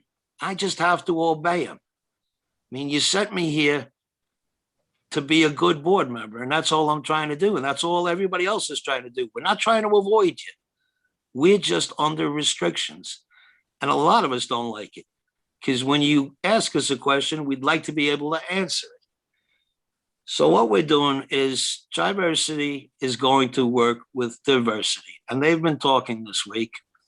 And the people at Triversity are setting up great things to get our children, and we're open to all children, but to get our students from Delaware Valley and let them have a place to be and give them activities that they may enjoy. And I know John Hellman is working on a whole bunch of stuff, and this is another great guy. These are people that just help children. And, you know, Dr. Bell, I mean, this guy gets hammered from snowstorms to everything. He's a 10th member of this board, but he has no vote. We hire him. So, you know, of all people that can't say anything, sometimes this guy's hands are just completely tied, but he's always looking to find ways to make it better. We just want a peaceful, inclusive, nice place for our children to grow up and to grow. And that's not a place I had. You know, Martin Luther King said this speech about he had a dream. And he said, I may not get there with you. I will not get there with you. But I would like my children to get there. And I'd like all of these kids at DV, because I feel they're all my kids. And sometimes people tell me you care too much. How could you care too much about a child? But if I don't look out for every child, then I'm not suitable to look out for any child. So whether your personal opinions on anything are, these are just children. And I have an obligation to make sure that they do not grow up the way that I grew up. So Triversity is working with the school. We have a good relationship. We are not perfect, but we need to find who's not comfortable in Delaware Valley, find out why they're not comfortable, and work towards a solution to fix that. And that's for every child, not just LGBT children, not just children of color, not just for special education, every single child. Because I didn't fit any of those categories in my life, and I was very uncomfortable for most of my life. This is why I don't hang out with people. I hang out with children, because that's who I understand. So this is where we're going forward, but I'm asking for your help here, because I know parents have great ideas. I know parents have had experiences. Please call us up. Please tell us your experiences. Please tell us where we can change. Work with us. This is a team effort here, because everybody at DV really wants to work with you, because we want to get better. It's just sometimes we don't know how to do that by ourselves. So we need people's help. So that's my statement that people wanted to ask me how I felt about this thing. We're always working. I don't sleep, because I don't want children. And I've said this to board members. Don't let your kids grow up to be me, or don't let your kids grow up like I did. It's not a good place. You know, I want to see that peaceful coexistence. I've seen that peaceful coexistence. I've seen what people at war have done to each other, the atrocities that one person has brought upon the other. This is not the environment I want my children to grow up in, where the adults are fighting. And if I help one child, or if any other director or any other educator or any group, whether they're inside or outside of DV, if we help one child, we help all children. And if we hurt one child, we help all children. So we really need to be careful on what we do. I am no angel. I've made mistakes. And every time I make a mistake, I pay for it more than any vengeance anybody could ask for, because I pay for it hard. So that's my statement as a board director. And I'm here to answer any questions that I'm legally allowed to. And I understand it's frustrating when I can't answer a question. Frustrating for you, but it's also frustrating for me. So I just ask for your patience with that and for your help. So thank you very much. Thank you, Jack. I appreciate your comments. At this point, if there's no one else on the board with comments, I will ask Dr. Bell to invite the public to come speak. Sure, if anyone from the public would like to make a comment, there's a microphone right here. We would ask you to come down to this microphone, state your name, and then you can make any comment you'd like to make. And then we ask just if someone's behind you, please stay 6 feet apart. And then a reminder, this is not a discussion with the board. It's just something for comment. Yes, see that black mic on the table? If you stand near that, you're good. Yeah. Yep. Okay. Am I wearing a hat inside with a flag? Disrespectful of the flag. Wearing a hat in the building. It's true. So I want to start off by saying, for those of you who don't know me, my name is Johnny Palmadessa. I am a 2018 graduate, and I'm also a very proud openly gay man. So let me start by saying thank you, Mr. Fisher, for your statement. This is going to be a bit different. So there were multiple families with students who are part of the LGBTQ+ community who came to me deeply upset with what you said on your page. There were members of our community and students who wanted to attend this meeting tonight and speak, but were scared about possible retaliation. Members of the LGBTQ community were scared to speak tonight. So I am deeply hurt that this matter hasn't been addressed until tonight, but I'm also deeply hurt that part of this situation is still being neglected. So I encourage all members watching tonight on YouTube, on the live, or any members in the audience who haven't seen yet, go online and go to the Pike County Courier online and look into the article that was released today on this matter. But let me share with you the exact quoted message. So online, on Dawn Bouquet's Facebook page, her friend, as you said, stated about Dr. Rachel Levine that, and I quote, "He hasn't had any surgeries or removals. In God's eyes, and in my eyes, he is a man," end quote. Dawn Bouquet's reply was, and I quote, "Science," with the sad emoji, end quote. Her friend's response, and I quote, was "Follow the science, except for chromosomes. Screw that stuff," end quote. So all children come into a school to be inspired, encouraged, hope-filled, to be raised above the standard bar. You know, we pride ourselves on hoping that the next generation will be prepared for more, better, for greater. That's our role. To make sure that every single child feels that they belong in the world. Not just a world that you see fit, or a world that is one size or one race or one sexual preference, but a bigger world and a more embracing world. You know, a world filled with wonder and diversity. It's misleading and disgracing any child because of their choices, whatever those choices are, choices that don't align with your particular vision, is dangerous at best and harmful at worst.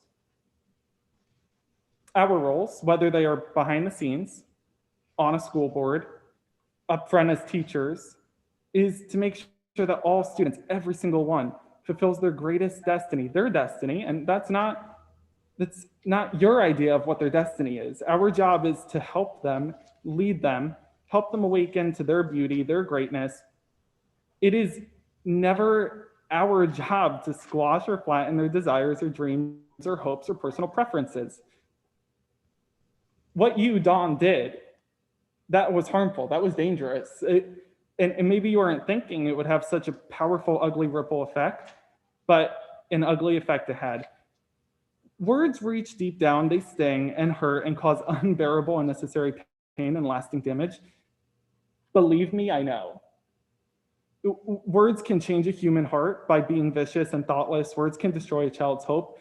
Trust me, I know.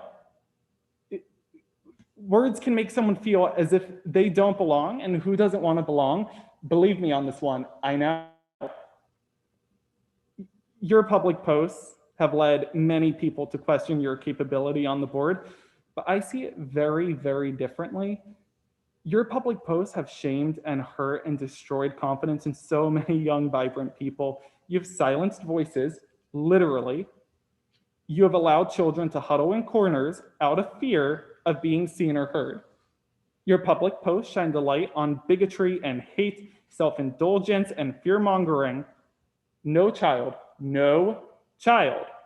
deserves to live in that shadow, the shadow you painted, the shadow of someone else's fear, someone else's inability to be tolerant. I'm not here to change your mind. I hope that's clear. Dawn, that seems to be set in stone. But I am here to tell you that minding your own hate, minding your own intolerance, minding your own inability to accept all unique differences will indeed save a life. And that life may very well be a student who you pass in the hall, someone who battles his or her own darkness every single day. Continuing on, concerned parents and friends and coworkers are not a mob, as you referred to them as. They're what we deeply long for. That's a community whose children are on the receiving end of your uneducated bigotry. Do not dim our children's brilliance or toss them aside because they don't fit into your perfect little box. Those children whose lives don't quite match up with your idea of perfection, those children are filled to the brim with hope. Please don't destroy them.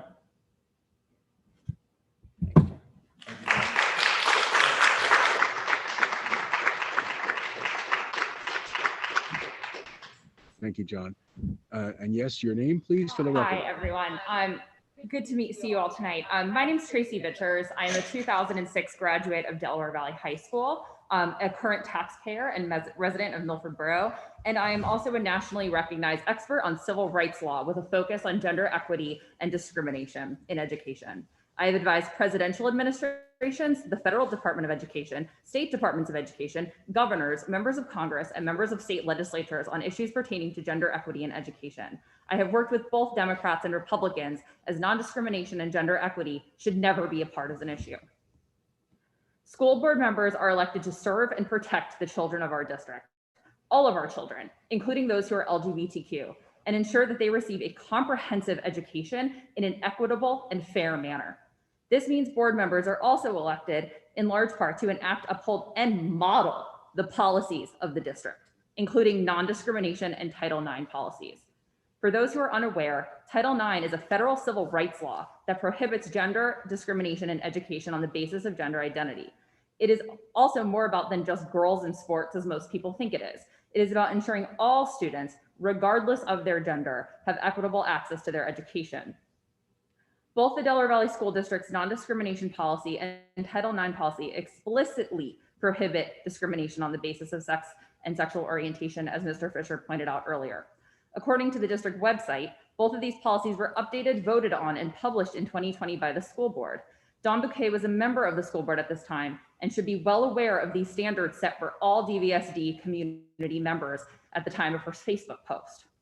The transphobic statements made by Ms. Bouquet may not have been directed at students within the district. However, they demonstrate a discriminatory bias against members of the transgender community. As a public official and a school board member, her statements carry weight, as we have seen, whether they are said at an official school event, in her board capacity, or in her private capacity on a social media platform. Her statements and subsequent media campaign to paint herself as the victim are solely harming the real victims in this situation. Delaware Valley trans and gender nonconforming students who now feel so unsafe and unprotected by their school district that they declined to come and speak tonight publicly for fear of retaliation by the district, by their classmates, and by members of this board. Fundamentally, her statements have created a hostile educational environment for students on the basis of their gender. If action is not taken to ask Ms. Bouquet to resign from the school board, the board will also be complicit in creating a hostile environment. Trans and gender nonconforming students cannot equitably access their education if they are attending the school each day, carrying the weight of blatant discrimination against their gender identity by a school board member. I would like to ask that if you are a current Delaware Valley School District student or are the parent of a currently enrolled student who has had their ability to equally access their education because of either Ms. Bouquet's statements or a different incident of gender discrimination by a member of the school district, please reach out to me. I will gladly help you secure the appropriate legal counsel to file lawsuit. Thank you.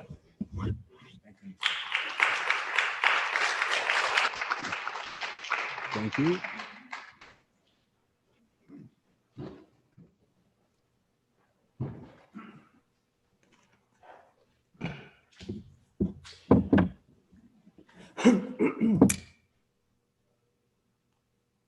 My name is Simone Kraus. I live in Glenwood, New Jersey, and I'm also Vice President of Traversity Milford. The Trevor Project's 2020 National Survey on LGBTQ youth mental health is their second annual release of new insights into the unique challenges that LGBTQ youth face every day. Over 40,000 LGBTQ youth ages 13 to 24 across the United States participated in this study last year. It was the largest survey of LGBTQ youth mental health ever done. 40% of LGBTQ youth seriously considered suicide. Over 50% of transgender also seriously considered suicide. Let that sink in. Over 50% considered taking their own lives. Over 60% of transgender youth reported engaging in self-harm in the past 12 months. 61% of transgender youth reported being prevented or discouraged from using the bathroom with their gender identity. GLSEN's 2017 National School Climate Survey found 83.7% of transgender students experienced bullying at school. So to have a board member who obviously either didn't understand privacy settings or didn't care who saw this transphobia, but then tried to backtrack about the post, where not once she tried to correct anyone on that link, but rather embrace that transphobic rhetoric. Frankly, I think it's unfortunate that you felt the need for you to be the victim and to go to the newspaper for your victimization to be on full display and focus the spotlight on you.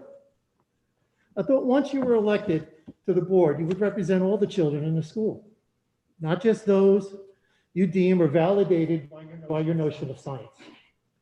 Trans youth don't need another target put on them by this board member. They just went through 4 years where every day a tweet took away more and more of their rights. A tweet that eliminated who they were through Health and Human Services. A tweet. So they had a lot on their back. They need for this board member to step up, act like an adult, and represent all students. And I only hope you will follow through on everything you just said and protect these trans students. I want to thank the rest of the board for their time. Thank you very much.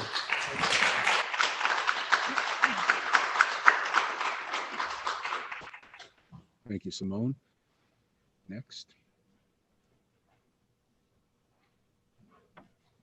Hi, I'm Kim Marino. My daughter, well, we had 5 come through here, but our daughter graduated last year and she wrote something I'd like to read first.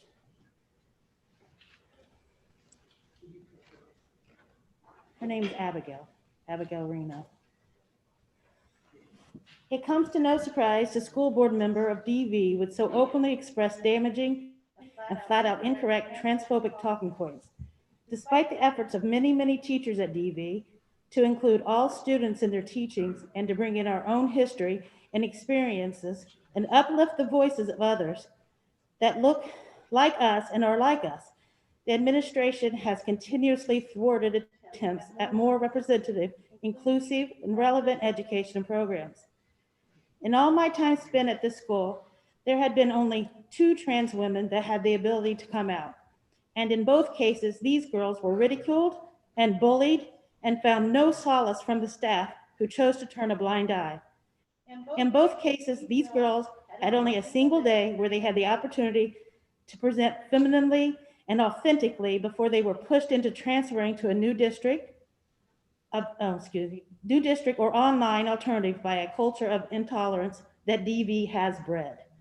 Trans women experience some of the highest rates of stress, suicide, and violence against them than any other demographic, and therefore any additional tension or duress thrust upon them by your school and its culture needs to be treated in a public health threat. To do otherwise is negligence at best and homicide at worst. By middle school, I was fully aware and open with my own queerness.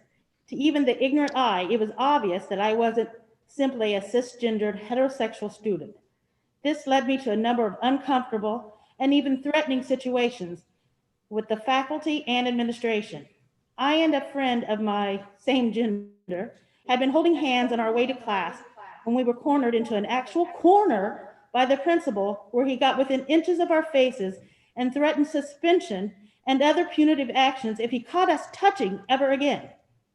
A similar situation happened with another administrative member when that friend and I had briefly linked our arms in the hallway during a mandated celebration of the school's OM team.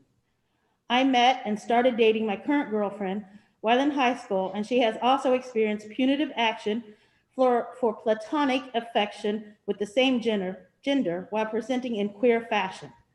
We feared ever touching for the entire 2 years we were together at DV. We didn't hold hands even once while on campus. The Gay Straight Alliance Club has been under fire repeatedly before I came to the high school and after my own graduation. When I joined my freshman year, the club had been reestablished after being shut down for a number of years. With its reopening, the administration had renamed Diversity Club to downplay its acknowledge that queer youth exist. The teacher that ran it was openly uncomfortable with all topics pertaining to the queer identity and shut down any conversation centered around queerness. He repeatedly blocked students' efforts to do social advocacy of any kind and all club functions as a whole. The club was nothing but a title that allowed the school to look inclusive while actively suppressing and paralyzing ambitious queer students. The club was shut down before the end of that spring semester despite a large attendance rate. But right, you wanted to talk about chromosomes. I was never even taught evolution in my 13 years at DV and was told by 4 separate science teachers that we wouldn't be going over it because they didn't want to exclude anyone's beliefs. I wasn't taught the Bible in grade 10 world literature, despite it being in the curriculum, because my teacher didn't want to put the Bible on the same level as creation myths. The work that's gone on at this school to protect dominant ideologies is astonishing as educators and administrators to a place of education. It's imperative that you yourselves are constantly learning, expanding your own knowledge, including various perspectives, and striving to create a more nuanced, complete, and empathetic picture of this pluralistic society we find ourselves in. That's education. The point of this isn't to get people fired or canceled for the sake of empty messages about diversity. The point is that these personal opinions and beliefs have real-world consequences for the community around you and for the students you pretend to represent. Don, you're not being canceled. This isn't a witch hunt. This isn't McCarthyism. This is about holding you accountable for the fact that there are trans students in the very school you work for. And long before this incident, they could sense that you weren't working for them. That makes the school environment unsafe and hostile for many students. Now, I myself wrote something, it's much shorter. I'm not as eloquent as my daughter. Again, I said, hi, my name is Kim Reno. I've lived here 20 years. I've been here at the school district. I'm a proud mother of a lesbian DV graduate. I was insulted by board member Dawn's, I don't pronounce her name right, that's why I keep referring to you as that, just so you know. Facebook post, and later her doubling down in the dispatch. Her science remark baffles me. Dawn, have you heard of neurobiology? You know, real science? Do just a little research on the subject. Gender goes way beyond your outdated grade school chromosome chapter you learned in grade school. To still believe gender is binary is simply uneducated and transphobic. Your words not only go against the school district's policy, it potentially harmed a great number of transgender people, including our very own students here at DV. You then, instead of taking any responsibility for your actions, you blamed concerned parents, calling them a mob. Take some responsibility. At the very least, apologize and promise to educate yourself. And while you're at it, look up the laws regarding deleting material on official school board pages. As to the rest of the board, your silence is ear-piercing. I am very disappointed. Not one of you made a statement. And please don't hide behind our lawyer told us not to talk. Dawn made a statement to the paper. Why didn't you? Do you support her bigotry? Is that it? Because if not, it's your responsibility to speak up. Our children deserve much better than what they've gotten from you.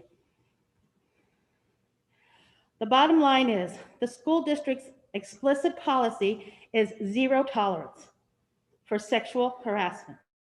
It also explicitly includes transphobia as a form of sexual harassment. It is a sworn duty of a school director to carry out the district's policies. Dawn has not. Not only has she not carried out the district's policy on transphobia, she has actively undermined it. She is not fit to be a school director, and she must resign.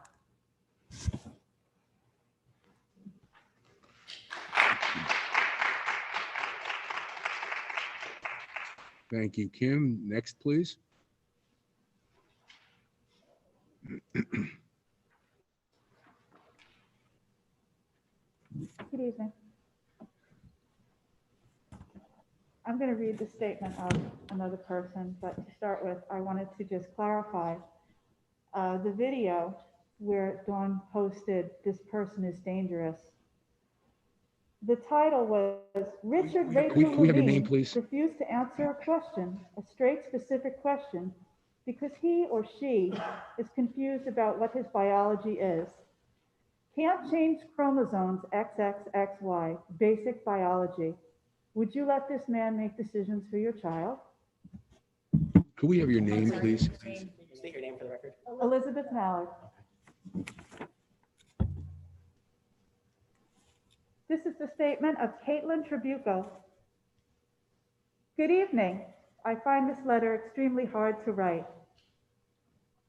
My mother, although raised in a conservative Catholic household, has never raised my siblings or myself with anything but love and equality for all people across the board. It's hard to see and accept that hate is so strongly in existence when all my life I have been smothered with love. It wasn't until I stepped foot in the hallways of Delaware Valley at 15 years old when I started to see the hate that my mom had always told me existed, but I never had experienced. There were only a handful of openly queer peers at my time at DV. I heard them referred to with hateful homophobic slurs, sometimes being called it, never imagining that one day I would become an it. I went to a school where there was an LGBTQ+ alliance that was silenced by the football team, the AP elite, and most of the student body. Hidden and sheltered, I kept my sexuality to myself, expressing to my mom that I had thoughts, but that these thoughts would never come to fruition based solely off what I experienced in my years following adulthood. Now in hindsight, I understand that although my house was filled with love, my community was not. Us DG graduates grew only to keep up with what was on our Facebook timeline. I noticed a handful of queer peers were most distant from what we called our hometown. Even as a current resident of Pike County, I find myself feeling distant from my hometown. But I know as a member of this community with siblings a part of Delaware Valley School District and now a son, soon to be registered, there is no more time for silence and avoidance. As a gay woman, I have real fears that my siblings will be asked questions as if the way I live my current life is abnormal or objectified by society, that my son will have to be asked why he has two moms. There are not only two parents, but active members running the school board who will teach their children the life I lead, the lives many people in our community lead, are not accepted, tolerated, or supported by those who our children look up to the most in their most vital years. I don't see my allies or myself as a mob trying to cancel people or to stop individuals from speaking for what they believe in to be true. I beg people to open their hearts and their minds to grow from the conservative, faceted lives and beliefs the way my mother did, for me and for the bettering of society as a whole. To understand what they may consider beliefs are actually speaking against the livelihoods of individuals. To comprehend that leading a district with racism, homophobia, transphobia, or any form of hate has long-term effects on our children. That these members of the LGBTQ community are not following a new fad, but are only trying to be themselves, seeking love and support from their peers. I understand no amount of words will change a hateful heart. I only hope that it will silence and eliminate those hearts from having positions in power. I only hope that love will begin and continue to outshine the hate. Thank you for your time.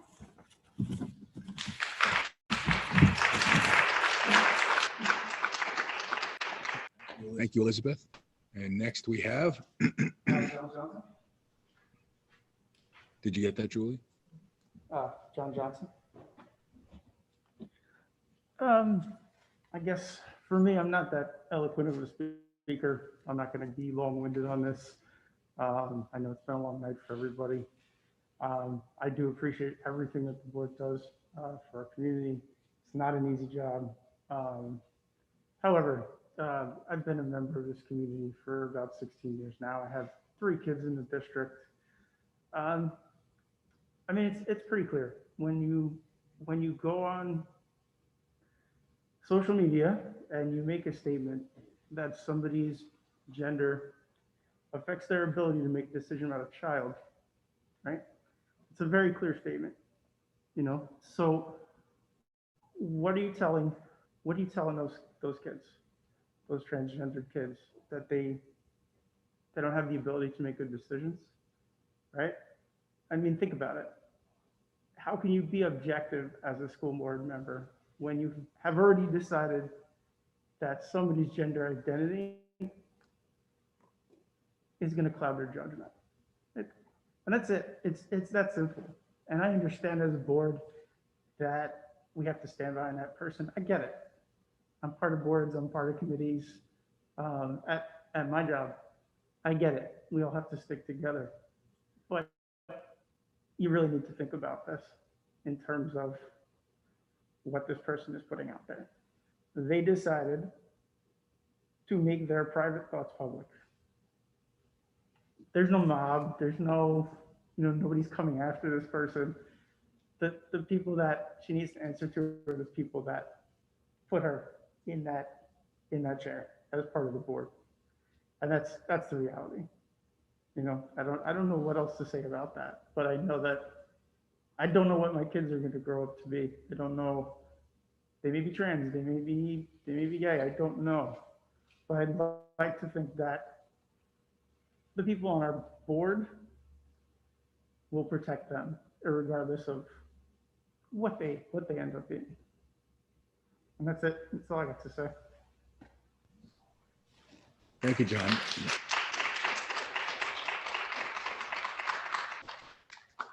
Hello, everyone. My name is Hope Abrams, and I live in James Ferry.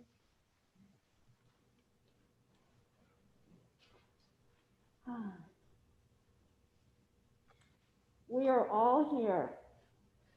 Every last person in this room is here for one reason. For the kids.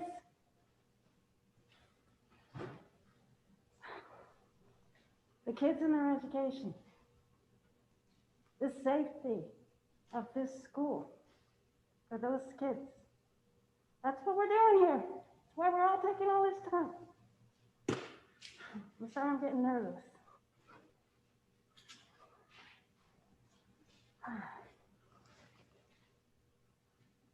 We all want the kids in our community to get a good education and to have a good school experience where they feel accepted and safe. We all want to safeguard our kids from danger. There is a danger associated with trans kids being in our school, but the danger is to them, not from them.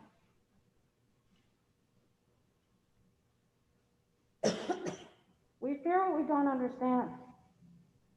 There are lots of misconceptions right now about transgender people. Some people believe they are dangerous. They are not dangerous. They are in danger.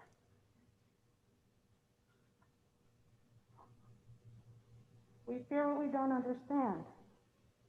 But there's a solution to that. Education.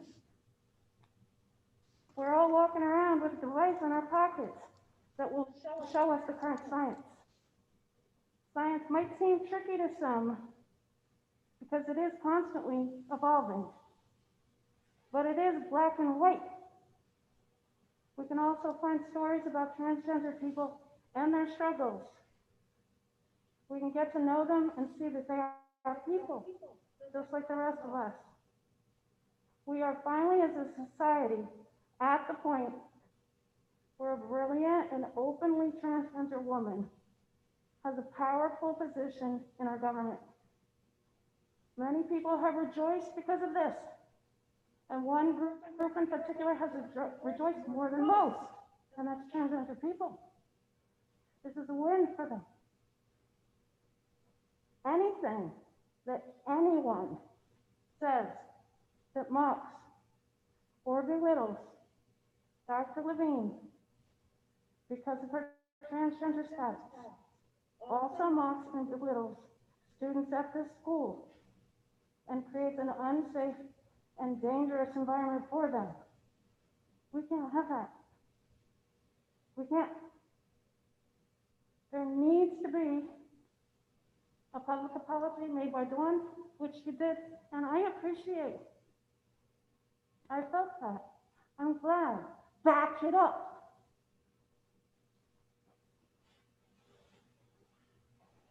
There needs to be a public statement made by all members of the board that you support all students, no matter which, I think you might have covered there. Thank you. You're welcome. Good. This isn't about supporting or attacking Dawn. This isn't about you, Dawn. This is about supporting our students, all our students, and making sure they feel that. Right now, they don't. It's your job to change that. So do it.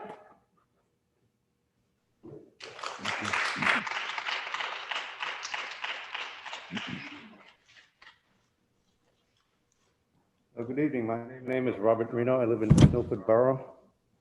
And I have three short statements of fact, one question, and one suggestion for all of you. Fact number one, this district has a very explicit policy against discrimination, sexual harassment, including gender discrimination. It was reiterated tonight by Mr. Fisher. There's no question about it. That is fact. Fact number two, a member of this board has posted publicly some vicious things about transgender people, full of pseudoscience, full of snickering, overall a slimy series of comments. And that's my opinion. But the fact is, he made these remarks. Fact number 3, Mr. Fisher stated tonight that this board does not have the power to remove the member who made these statements. That is a dubious statement at best. It did not prevent 2 other school districts in recent years from removing a member. That's dubious. That's the end of my 3 facts. My question is this: does this board believe it is without the power to state what is a violation of its policy, which is clearly a non-discriminatory policy?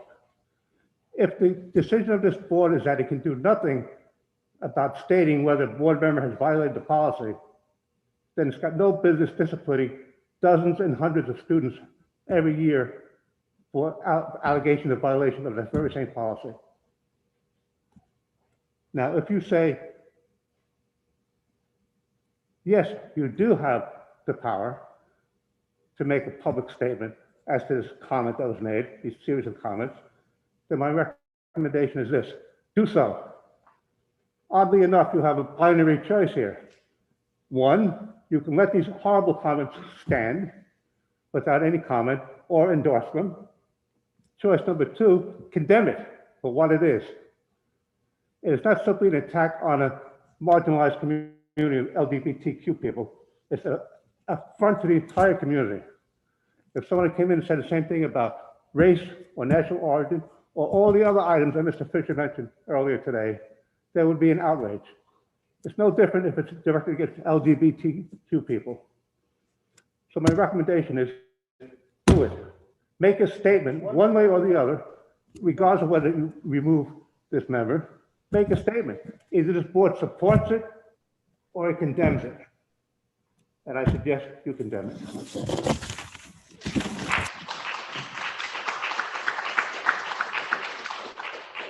Thank you, Robert.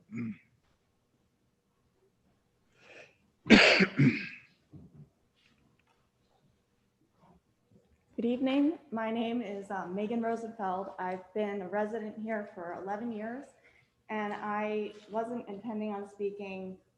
However, after observing everything that I did online and observing the statements by the board, by Dawn, by community members, I felt that it was important for me to speak just not as someone who was directly involved in any of this, but as a parent and as an observer.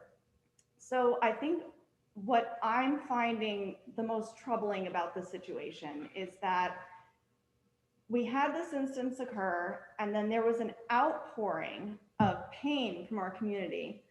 Students sharing their own personal experiences that I found absolutely horrifying and stomach churning. And I can't even imagine the pain that those children went through or their parents went through. And as a parent of 4 children in the district myself, it's deeply, deeply painful to think that their friends or they themselves could experience something like that. What I would like to see is not punishment in this instance, but all of the heads in this room coming together to decide what we need to do better. Because I see a lot of people saying, oh, we're doing all of this stuff. Well, clearly it wasn't enough. Clearly it sounded like a great idea, but the pain and the suffering is still happening and something has to change. And the kids need to feel that they are supported by the adults who should be holding themselves to a much higher standard here, so that they feel safe enough to talk to their friends about what's going on, talk to faculty members, speak to their parents. I mean, there seems to be this curtain of fear that is holding back our community from becoming an inclusive and safe place for our kids. And quite frankly, after witnessing this, I'm wondering to myself, do I keep my children here? Is this a place where I want to raise my children? Are these the messages I want my children to be receiving? And right now, the answer is a definitive no. And I would really, really love to see actual meaningful action taken by the school, by the community, to make everyone feel safe here. so that this is a place where I can be proud to keep my family. And I just hope that something really positive can come out of this meeting tonight. Thank you.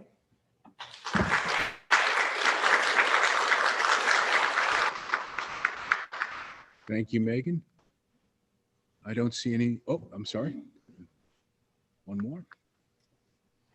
Hi, my name is Christine Agron, and I just want to say that I know Dawn on a personal level. I think her struggles with her own children have been overshadowed. I think that what she and her family have been through, and the fact that her children have been targets and are still targets, has been overshadowed. And I would like to see us as a community take a mistake, which Dawn has offered an apology for, and work through it and work to resolution and work to a place where people, students, community can feel safe. And let's not make an example of people. Let's work together. Let's recognize our differences. Let's work for a resolution, and let's make DV the fantastic place that we all know it can be. Thank you. Thank you, Christine. Anybody else? Okay. So with that, John, do you want to start going over the upcoming agenda? Oh, okay, we have 2 emails. So do you want to do them now? Well, you can read them. The first email that we received this evening, right before the meeting started, was from Chrissy Gonzalez. Do you believe that statements that are considered demeaning to someone's sexual orientation or gender identity by an administration or staff member send a negative message to students, particularly LGBTQ students?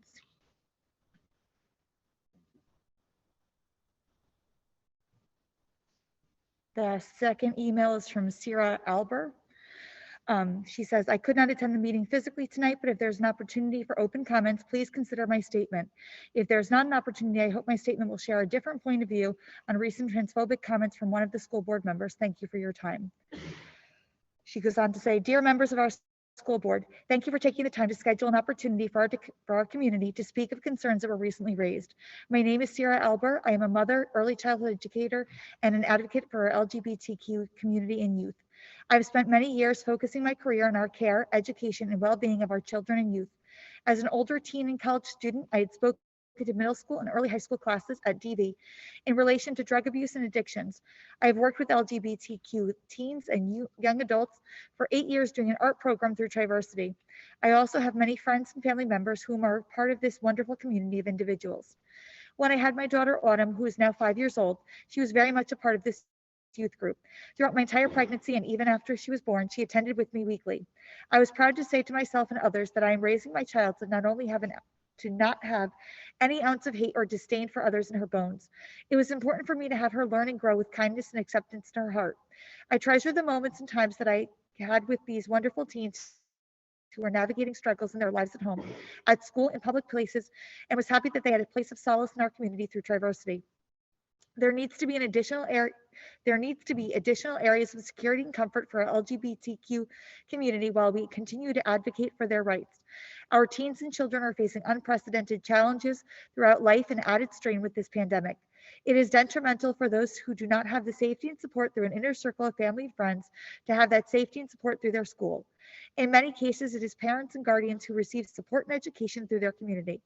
Other children are taught with a foundation in education which affects their perceptions, thoughts, and feelings of others. Being a public official and making public comments which invalidate an individual's name, gender identity, and existence matter. Words matter and are shown to have long-lasting negative impacts. The inability to acknowledge the harm and future impacts say to others in our school and community that this is okay. While speaking at DV many years ago to a class, I always made a point to let those teens know that there are people who are there for them and care for them that can help. I had a 13-year-old tell me that they had no one, no care in the world to say in a matter-of-fact tone in front of an entire class that their parents didn't care, they had no friends, and that no one cared about them or what would happen to them. I said that I cared and that I would do whatever I could to show them that I was genuine and sincere in my words. About a year later, I saw this teen again and was stopped by them at the store. I learned that moment was the difference between a child choosing to take their life or choosing to seek support instead. Words matter. Even if it's just one person, they can make or break what a child is going through. When my sister was going through her years at Delaware Valley, I am proud to say that there were teachers and individuals who supported her individuality, her choices, and who she is. It was to be celebrated, but I can say that there were many instances of harassment, bullying, and lack of support and safety through individuals that were in the position to help that did not. When you have someone in your life that you care so deeply for, that you treasure their life, their happiness, their well-being, and just want the best for them, and they tell you that all the negativity and pain is amplified by the words and actions of others, this has resulted in many instances of thinking their life was not worth living. Words were the difference between life and death, and they still are for many of our teens, but you may not understand until you are the one stopping someone from taking their life. It has been made very clear through comments in a recent article that was published that Dawn Bouquet is not going to acknowledge the harm that she has caused, nor step down from her position, which impacts our children, their education, and our community. I am very disappointed in the actions of this individual that is supposed to be a symbol of advocacy and care for our children. I am writing to show anyone that is listening tonight, any teen or child that is having feelings that are difficult to understand and need support for who they are, that the actions of the board member and the lack of action of other board members is greatly outweighed by the overwhelming love and support of the rest of our LGBTQ community and allies. We are here. We care about you. We will continue to advocate for you and to support your right to be who you are without fear. You are strong and we celebrate you and will continue to do so. Teachers, community members, business owners, please continue to show your support for our LGBTQ community. Educators, do what you do best and continue to support your students. I encourage the school board to reach out to diversity and schedule future trainings which are obviously needed. I pray that you can find it in your heart to understand instead of contributing to further trauma and break the cycle. Sincerely, Sierra Alber. Jack, one thing on this, and just real quick, wrapping it all up. I think one of the themes we heard tonight was education. And I think that everybody spoke. I think everybody touched on education, and I know we have a number of board subcommittees. So if I could have the opportunity to just research a diversity and inclusion committee for students. I know we're going to touch on it in the academics as well and curriculum, but I think it goes beyond that in some of the stories we heard and things along those lines. The chief diversity officers are popping up all over the country in colleges and K through 12 areas. And I think having a board subcommittee of a student inclusion and diversity, not specifying one single group, but the inclusion of all groups within our community, I think is kind of needed at this point. And I think it will bring all the heads together. And I think Hope mentioned that in her statement tonight, was bring all the heads together. And I think that kind of resonated with me. So I appreciate that. So I'll bring back some research on that next week, if that's okay. That's great. Thanks. Yes, thank you very much. Okay.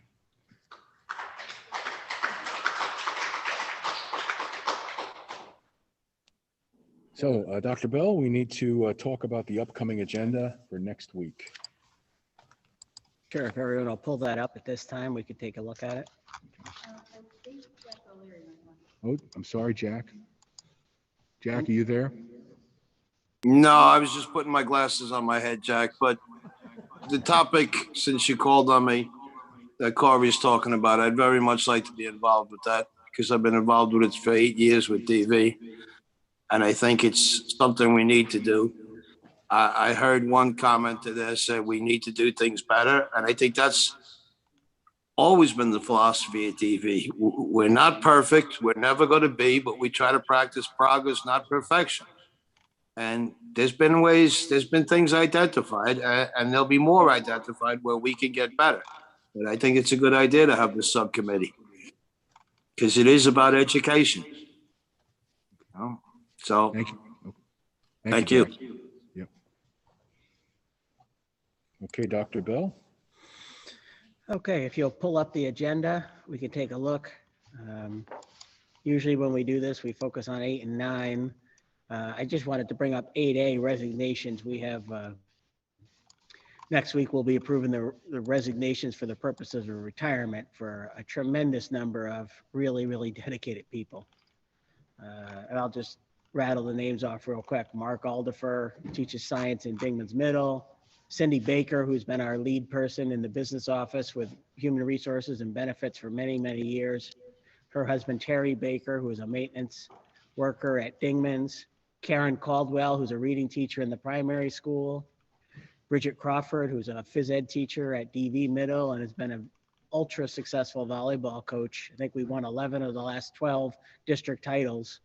Mark Sykoski, who's a high school science teacher, Eve Hausneck, who's a math teacher at Dingman Delaware Middle School, Bruce Masker, who's a longtime custodian here in the high school. It's quite a list. It is quite a list. And they've written some really beautiful resignation letters, retirement letters, that I'll put in the week in review so you can see the wonderful things they said about their careers here at Delaware Valley.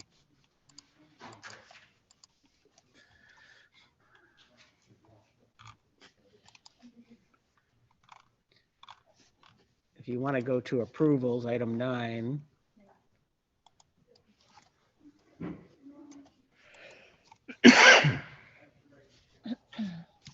We'll do the customary approval of the school hours for next year, which they're the same, they're not changing. We'll also seek approval of the district calendar. There's one difference of note for parents and students is that one of the things we heard from the staff this year is they really liked not having 5 full days the first week. So we're looking to kind of realign our in-service and teacher work days and have the kids start on Tuesday instead of Monday. Still the last week in August, just like always, but it would be a 4-day week instead of a 5-day week for the kids, which we think, especially for the little guys. The kindergartners are like walking almost comatose by Friday because it's such a shock to them. Item C is just approval of the board meeting dates for next year. Everything's pretty much the same as this year. Second and third Thursdays, unless there's a holiday or something that gets in the way. We would also resume our board meetings, take them on the road.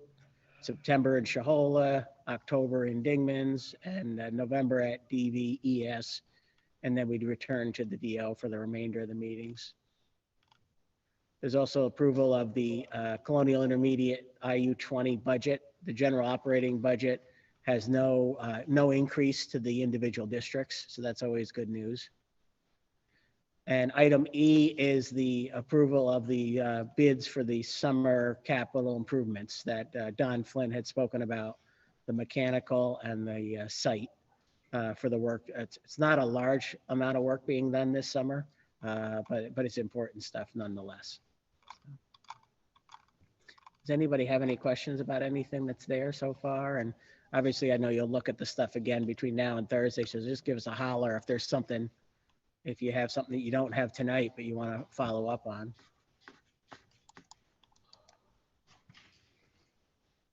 I think we're good. Okay. Yeah. Is that it, John? That's it. Yes, sir. Okay. We're adjourned. Thank you.